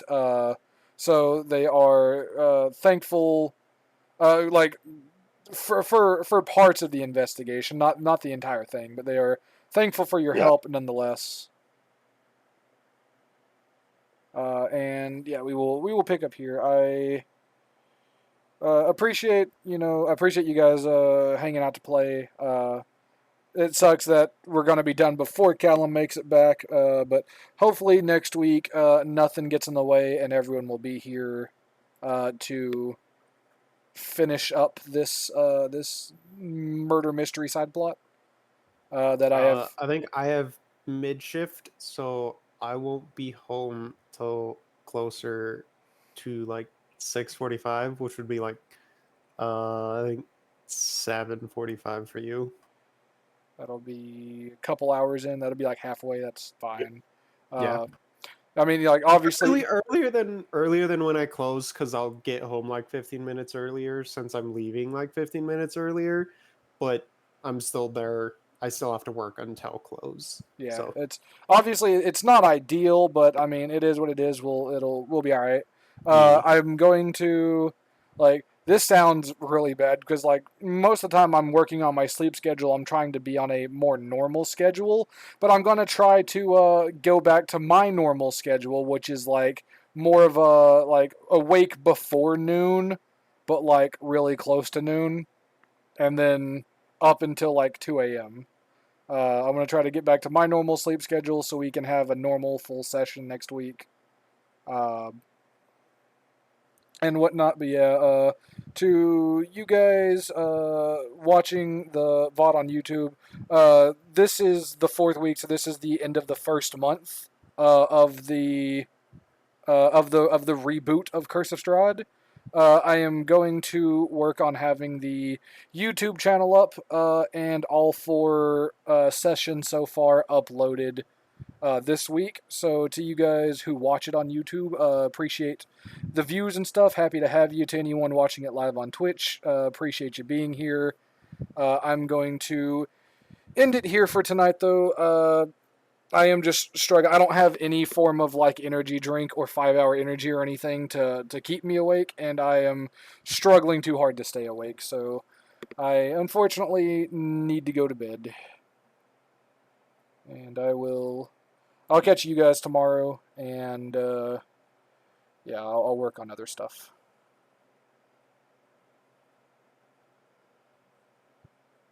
Yeah. Okay. Good night. I will see you all next week. Have a good week. See you. Bye bye. See ya. Okay, notes are complete.